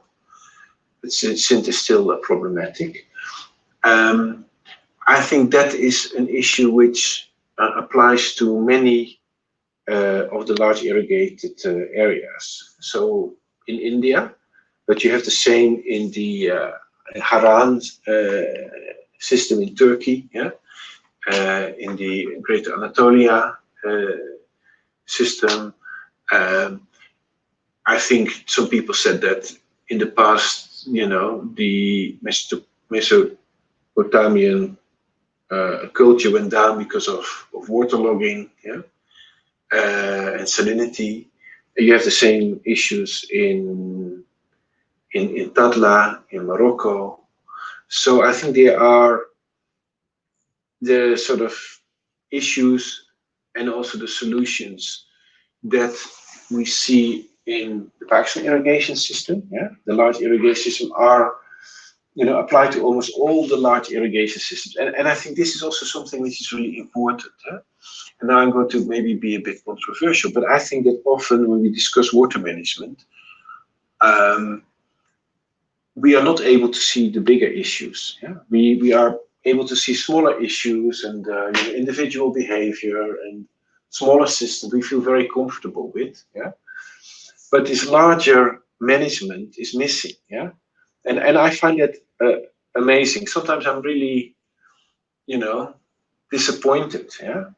That for all the attention to water management in the last 20 years, some issues we still are not tackling. Still, groundwater levels in the large irrigation systems are not monitored.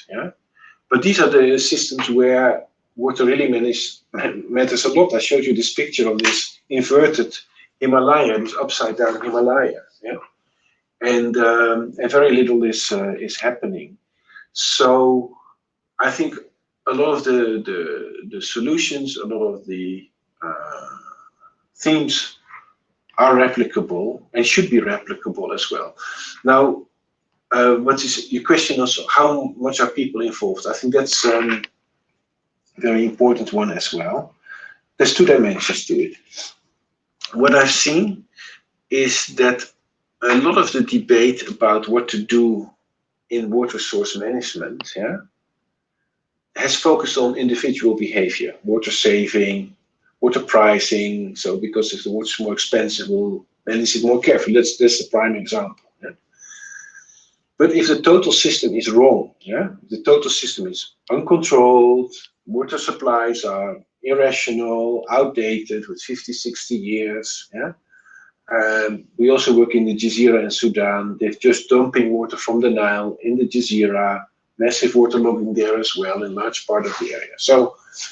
So I think definitely engaging people is very important, but the challenge is to make the connection between, what are the concerns of individual people, farmers, others, with the overall management of the of the system. Yeah, and yeah, I've often joked, for instance, if you work in projects with development banks, yeah, development banks have a lot of economists. Yeah, so economy for me is very much the science of individual behavior. It's not the science of collective behavior. That's why they want to privatize everything. I think that's the solution. And I think that's also part of the problem often. Yeah, I think fortunately I see also the last 2-3 years things are changing. Yeah, I think also we are now better able, even with satellite images, to measure these problems. Ourselves, we work a lot with the WAPOR, the Water Productivity Database of FAO, where this is sort of ready available data to analyze large systems in a large part of the world. But also here, maybe I talk too much, yeah? But we did recently an analysis for 35 countries in Africa and in the MENA region. Yeah? And that was for the Islamic Development Bank. And what we looked at was in the irrigated areas and rainfed areas. So what has been the trends? What have been the trends in water use, in production? And it is quite interesting and frightening, because with all our concerns on improved water management, yeah, the fact is that in most countries in the existing irrigated areas, yeah, water consumption has increased. Yeah, I'm not talking about new irrigation systems, but talking about existing irrigation systems. Yeah, if you take 35 countries, 28, yeah, there's a significant increase. You know, sometimes 15%, 10% of increase of water use, yeah, in the existing areas. And this has not led to an increase in production. In some areas, even the production has gone down. And different, of course, every country has its own story to tell. Where production has increased, yeah, for instance, the MENA region is doing quite okay in a way. They increase water, but also increase production, but they increase water use more than the production. The production is not keeping up with the population growth. Yeah?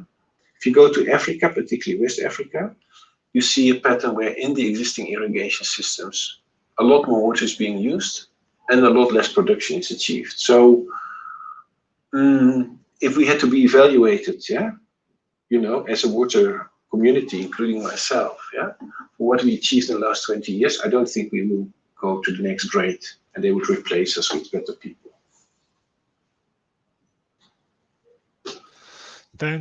Thanks, Frank. Very useful and very provoking in the end.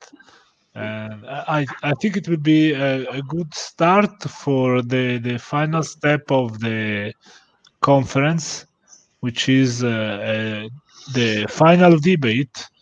So now I'm leaving the place to Viviana for the presentations. Thank you, Giulio, and thank you, Frank, for the presentation. So now I would like to invite all the afternoon speakers and probably also Stefania from the organizing committee that was chairing the session this morning, and Daniela Ducci, president of the Italian chapter of the International Association of Hydrogeologists, to start a little debate to try to wrap up what we have been discussing this day and the probably some key messages that we may bring to the audience. So I don't see Stefania, that I think she has some internet connection issues.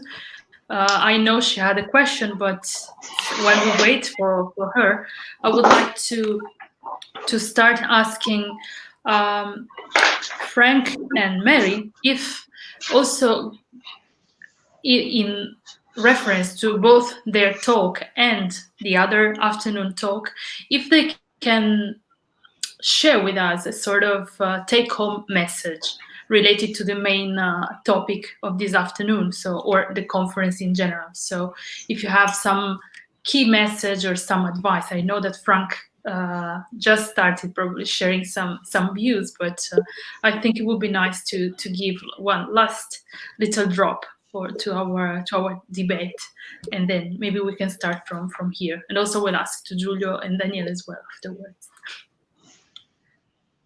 So, yeah, can I? Maybe I can start and I'll keep silent. Yeah, my take-home message is just 3 words, but unfortunately already captured by another organization. Yeah, and I think and it is just do it. I think that yeah. I mean, we know the solutions. Yeah, we also know how we could respond to COVID-19. Yeah, so I think also we should also respond to the challenge of groundwater management, and it's just a matter of just doing it. Thank you. That's very practical and very effective also. Mary, okay, thank you. So I will also share this question to you. If you have a key message or a take-home message to share with our audience this afternoon. The microphone, Mary. Thank you very much. I think what I can say is that as many people know, water is life. And in Africa, especially among the pastoralist community, it is a very big challenge. And especially right now when there is COVID-19 and the regulations that have been put across is that you should frequently wash your hand with soap and all that. So what I can say, it is important that maybe after COVID, we invite you to come to Kenya and see the opportunities and what we can do to support the local community here. Well, thank you. We would love very much indeed. I think I know for sure Giulio and Daniela share. I think they share what I'm going to say, that we spend a year basically without traveling. So I think we can't wait to reconvene with our friends and do some field work. And also, indeed, we would love to come and meet you. That's absolutely. So, Giulio, I also ask you the same question.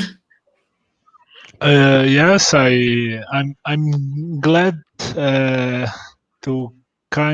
sum up a little bit of the thing they came from presentation of the afternoon, and we saw from Frank that actually you had a lot of increases and development in irrigation infrastructure, but still maybe not effective. And also from Mary, we get some insights that you have a lot of investment in new tube wells, but they are not correctly hand over to the population. So I think the take-home message can be that we are still not so close to the solution. So we think that we are on the good track, but we are still in difficulty for the management, and surely just improving the infrastructure, improving the building, investing. And building is not a solution by itself. So we still need to focus on the management, on a good management and something that can deliver good results. And the final message that is related to what Frank said, we have to be accountable. We need to produce a very good monitoring infrastructure to really show what is working and what is not working in an honest way. Do not hide errors, do not hide in success, just to have a critical view on water development in 2020. Thank you, Giulio. Since you mentioned the monitoring, and I saw that Fabio Fussi appeared also. Fabio, for those who didn't attend the morning session, gave a very interesting presentation. And also, I take the opportunity to mention that in a few weeks, certainly by the end of the year, both the morning session and the afternoon session will be subtitled. So for those of you who don't speak Italian, you will have the possibility to check the presentation with the subtitle. But I would like to also take the advantage of Fabio's presence to ask him the question. Is Fabio, can you hear me? Yes? The question is like if you have a take-home message based also on what was shared and said this morning, and also from your point of view in terms of the main topic of today's workshop. Okay, I can hear you now. Can you repeat the question, because I am in a meeting, so I have to go out. Thank you so much, Fabio, for taking time also to be with us today. The question is if you have a take-home message for like to sum up your talk, and also in view what based on what was said this morning during the session. Yeah, I mean, from my point of view, for what we can do as take-off message is that, okay, we have to shorten the distance between the general criteria that we give to create data and to analyze the data and everything, and the field. So there is such a huge distance between the field, the application, and the theory. So that's the primary, and we have to fill this gap. And the second, that there is still needs of advocacy and training, because it's not only to have good infrastructure, good research, and good information, but in my experience, there is absolutely no, very limited knowledge or how to apply the research and the information that we have it. So it is there is I think that there is a huge gap between the academy and the UN system and the field, basically. So we have to fill this gap. Thank you, Fabio. Thank you very much. We also had a take-home message from Mohammed. If Giulio, you want to. Yeah, Mohammed wrote that managing.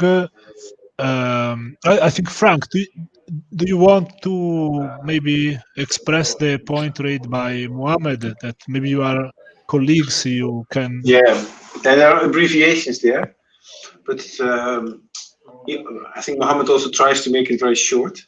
So he said managing surface water, yeah, is also managing groundwater in many situations in Pakistan.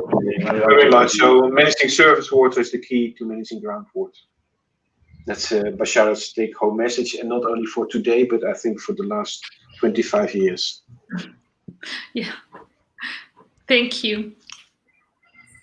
Thank you very much.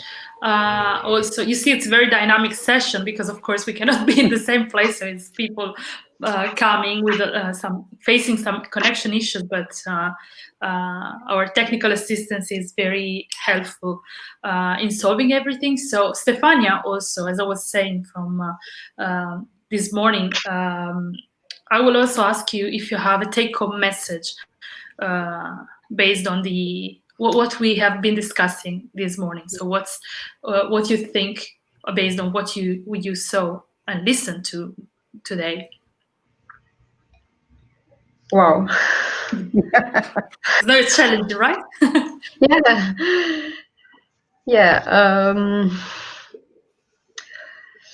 Wow. Well, you also recently, I mean, you were chairing, you recently finished your mandate as a chair of the Early Career Hydrogeologists Network of the Italian chapter. And I think also your point of view, like what would be the challenge maybe for the future generation in terms of addressing groundwater and climate change. What do you think, if you have a message for like a hope or sharing from a scientific point of view or also personal point of view? Oh, wow. As a young hydrogeologist, well, I think that today there were a lot of very interest talk about so what is possible to do around the world, not only in Italy.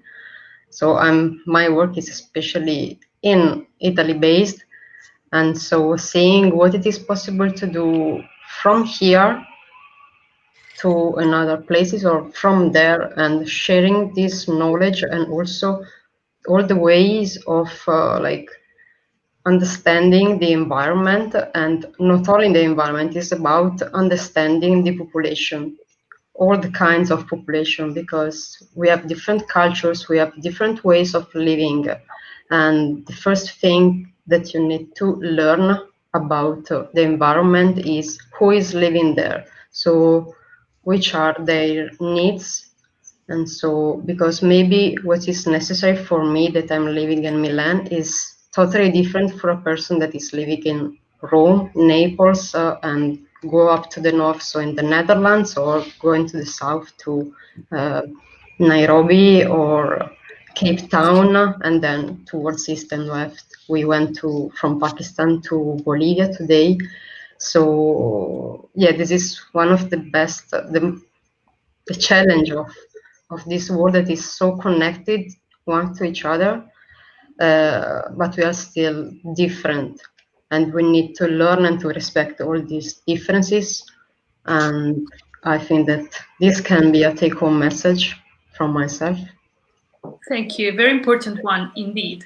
And finally, I asked the same question to Professor Daniela Ducci, the president of the Italian chapter of the International Association of Hydrogeologists.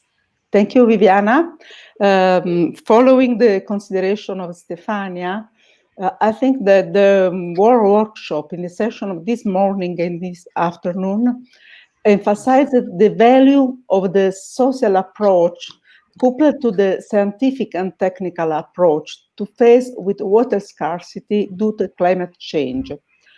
I think that today we have learned that the engagement of scientists and technicians is not sufficient without the social participation and environmental awareness. I record that the multidisciplinary nature of the participants of this workshop, it is not so familiar in our traditional congresses, but this multidisciplinarity has yielded so much groundwater management information and so many efficient approaches to problems of common interest, which can only be useful dealt with by this new approach. You have to consider this new approach more multidisciplinary. Hydrogeology is not only geology applied to groundwater, but it is more because water need involves more aspect of the life.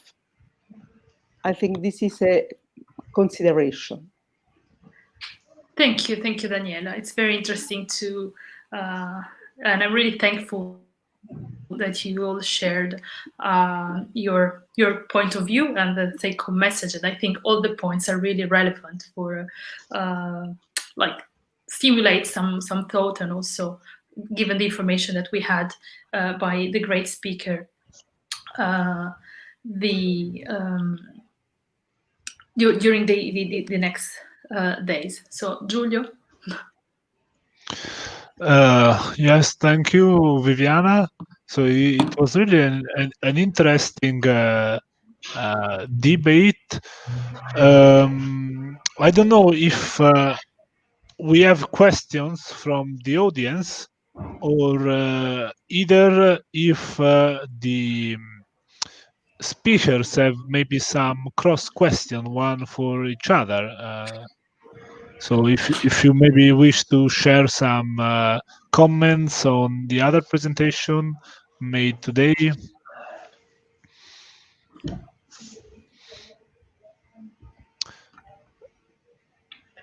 So, for instance, I was very interested about the perspective given by Fabio, which actually touched a very, very reasonable and I think relevant point. So my question is, since of course this conference is also organized and sponsored, and not sponsored, but we have the official endorsement of two universities. So I have another question for all the presenters. So what do you think can the research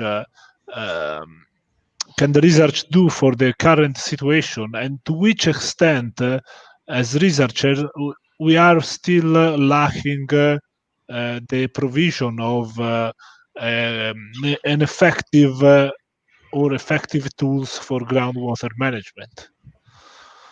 I will start with Fabio, but then of course everyone is free to talk.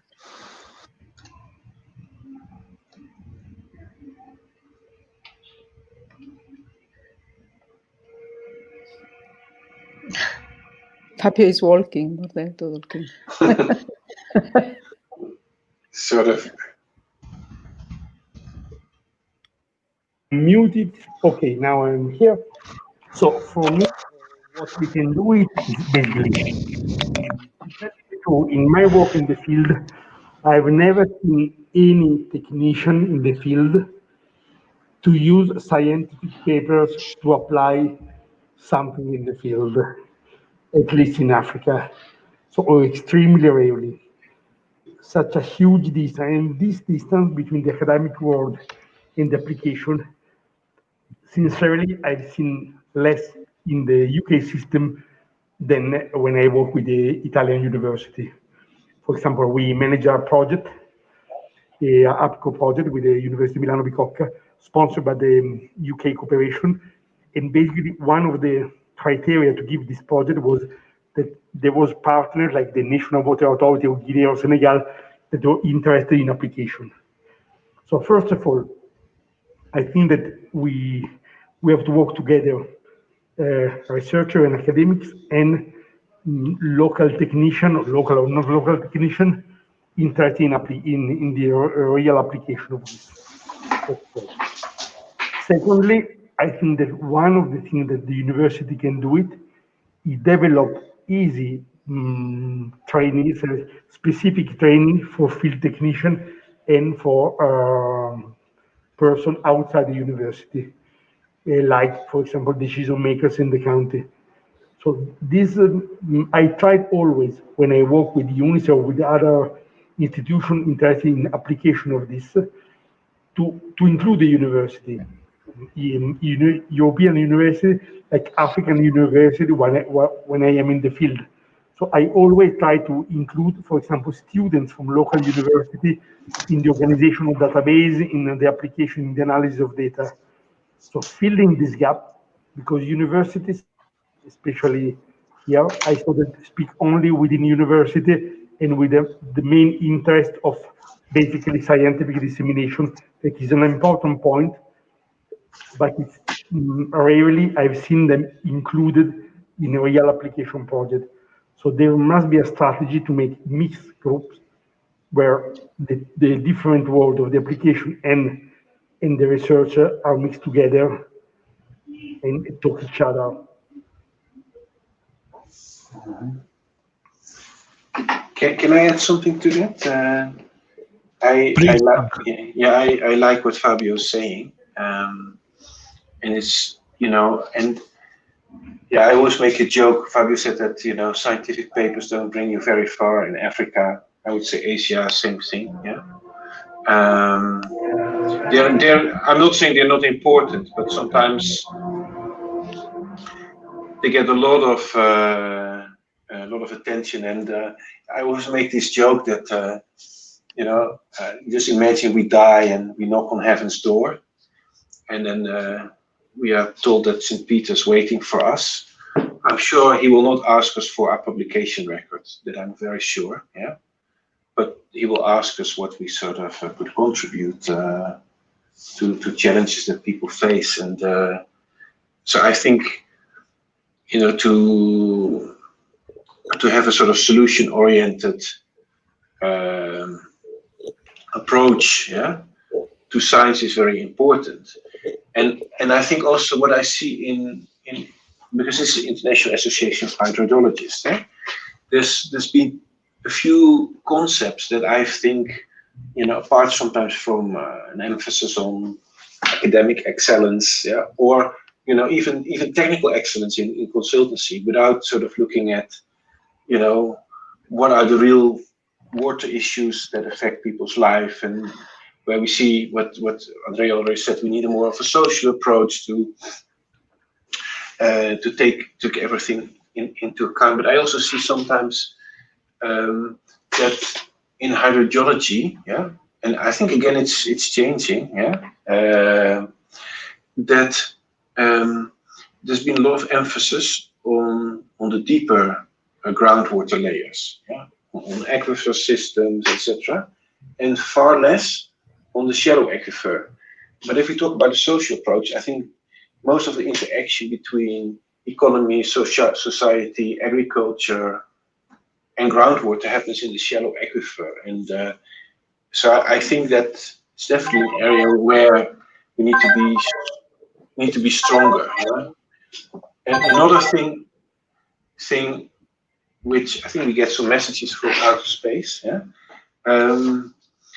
The other thing where I think also in water management we sometimes move in, again it's a bit controversial what I'm going to say, move into a dead alley, is focusing a lot on basins. Yeah? Basins are important, but you know they are usually quite abstract, yeah, and large, yeah? And so I think sometimes we need to focus on where is the sort of hydrological interaction, yeah? Where do surface water and groundwater systems, you know, interrelate? If you take a whole basin, there are many parts of the basin where actually what happens is not so important, yeah? So I think also that would be key. But I think in general, yeah, you know, I think, you know, if we've studied and we come from a relatively rich or middle income country, yeah, we have talents, yeah, we've been given the opportunity to understand issues, we really should make it functional for people who are not privileged like us.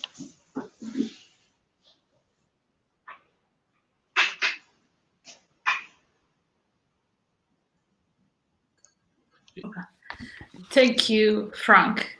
And thank you again to all the speakers. And actually, I think this last point gives us a great opportunity for discussion also, because soon, in less than 10 minutes, we are going to have our annual general meeting of the Italian chapter of the International Association of Hydrogeologists. So I think we will also have some food for thoughts for some future actions. And I think we need really to be very precise with our work, and also trying to break the silos, as we often say recently. So try to perform some transdisciplinary investigation and cooperation projects. So I think all your talks were very, very well received in this sense.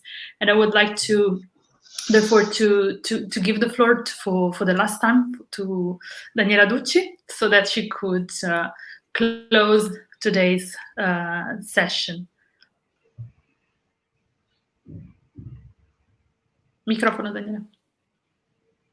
Such a successful workshop, because we reached a lot of YouTube and Facebook accesses, and we are very happy for that.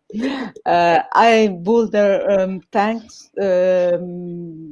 all the speakers of this workshop, of the session of the morning and of the session of the afternoon, and the patronages, the municipality of Firenze, the Toscana region, the University of Florence and Pisa, the Italian Geological Society, the Consiglio Nazionale di Geologi, the Early Career Hydrogeologist Network, and the IH Bardon Network. And especially I will thank the organizer of this Congress, Viviana, and Giulio, and Giancarlo, and Stefania. Thank you all, and thank you for your participation. Good night. Thank you, Daniela, and again, thank you everyone for being here. And again, we will all be available in the future. If you have some question, please, you have all our contacts in the website. So if you also want to reach some of the speakers, please do not hesitate to contact us. And thank you once again for being here this afternoon and this morning. Thank you. Bye. Bye. Bye. Thank you very much. Bye. Thank you.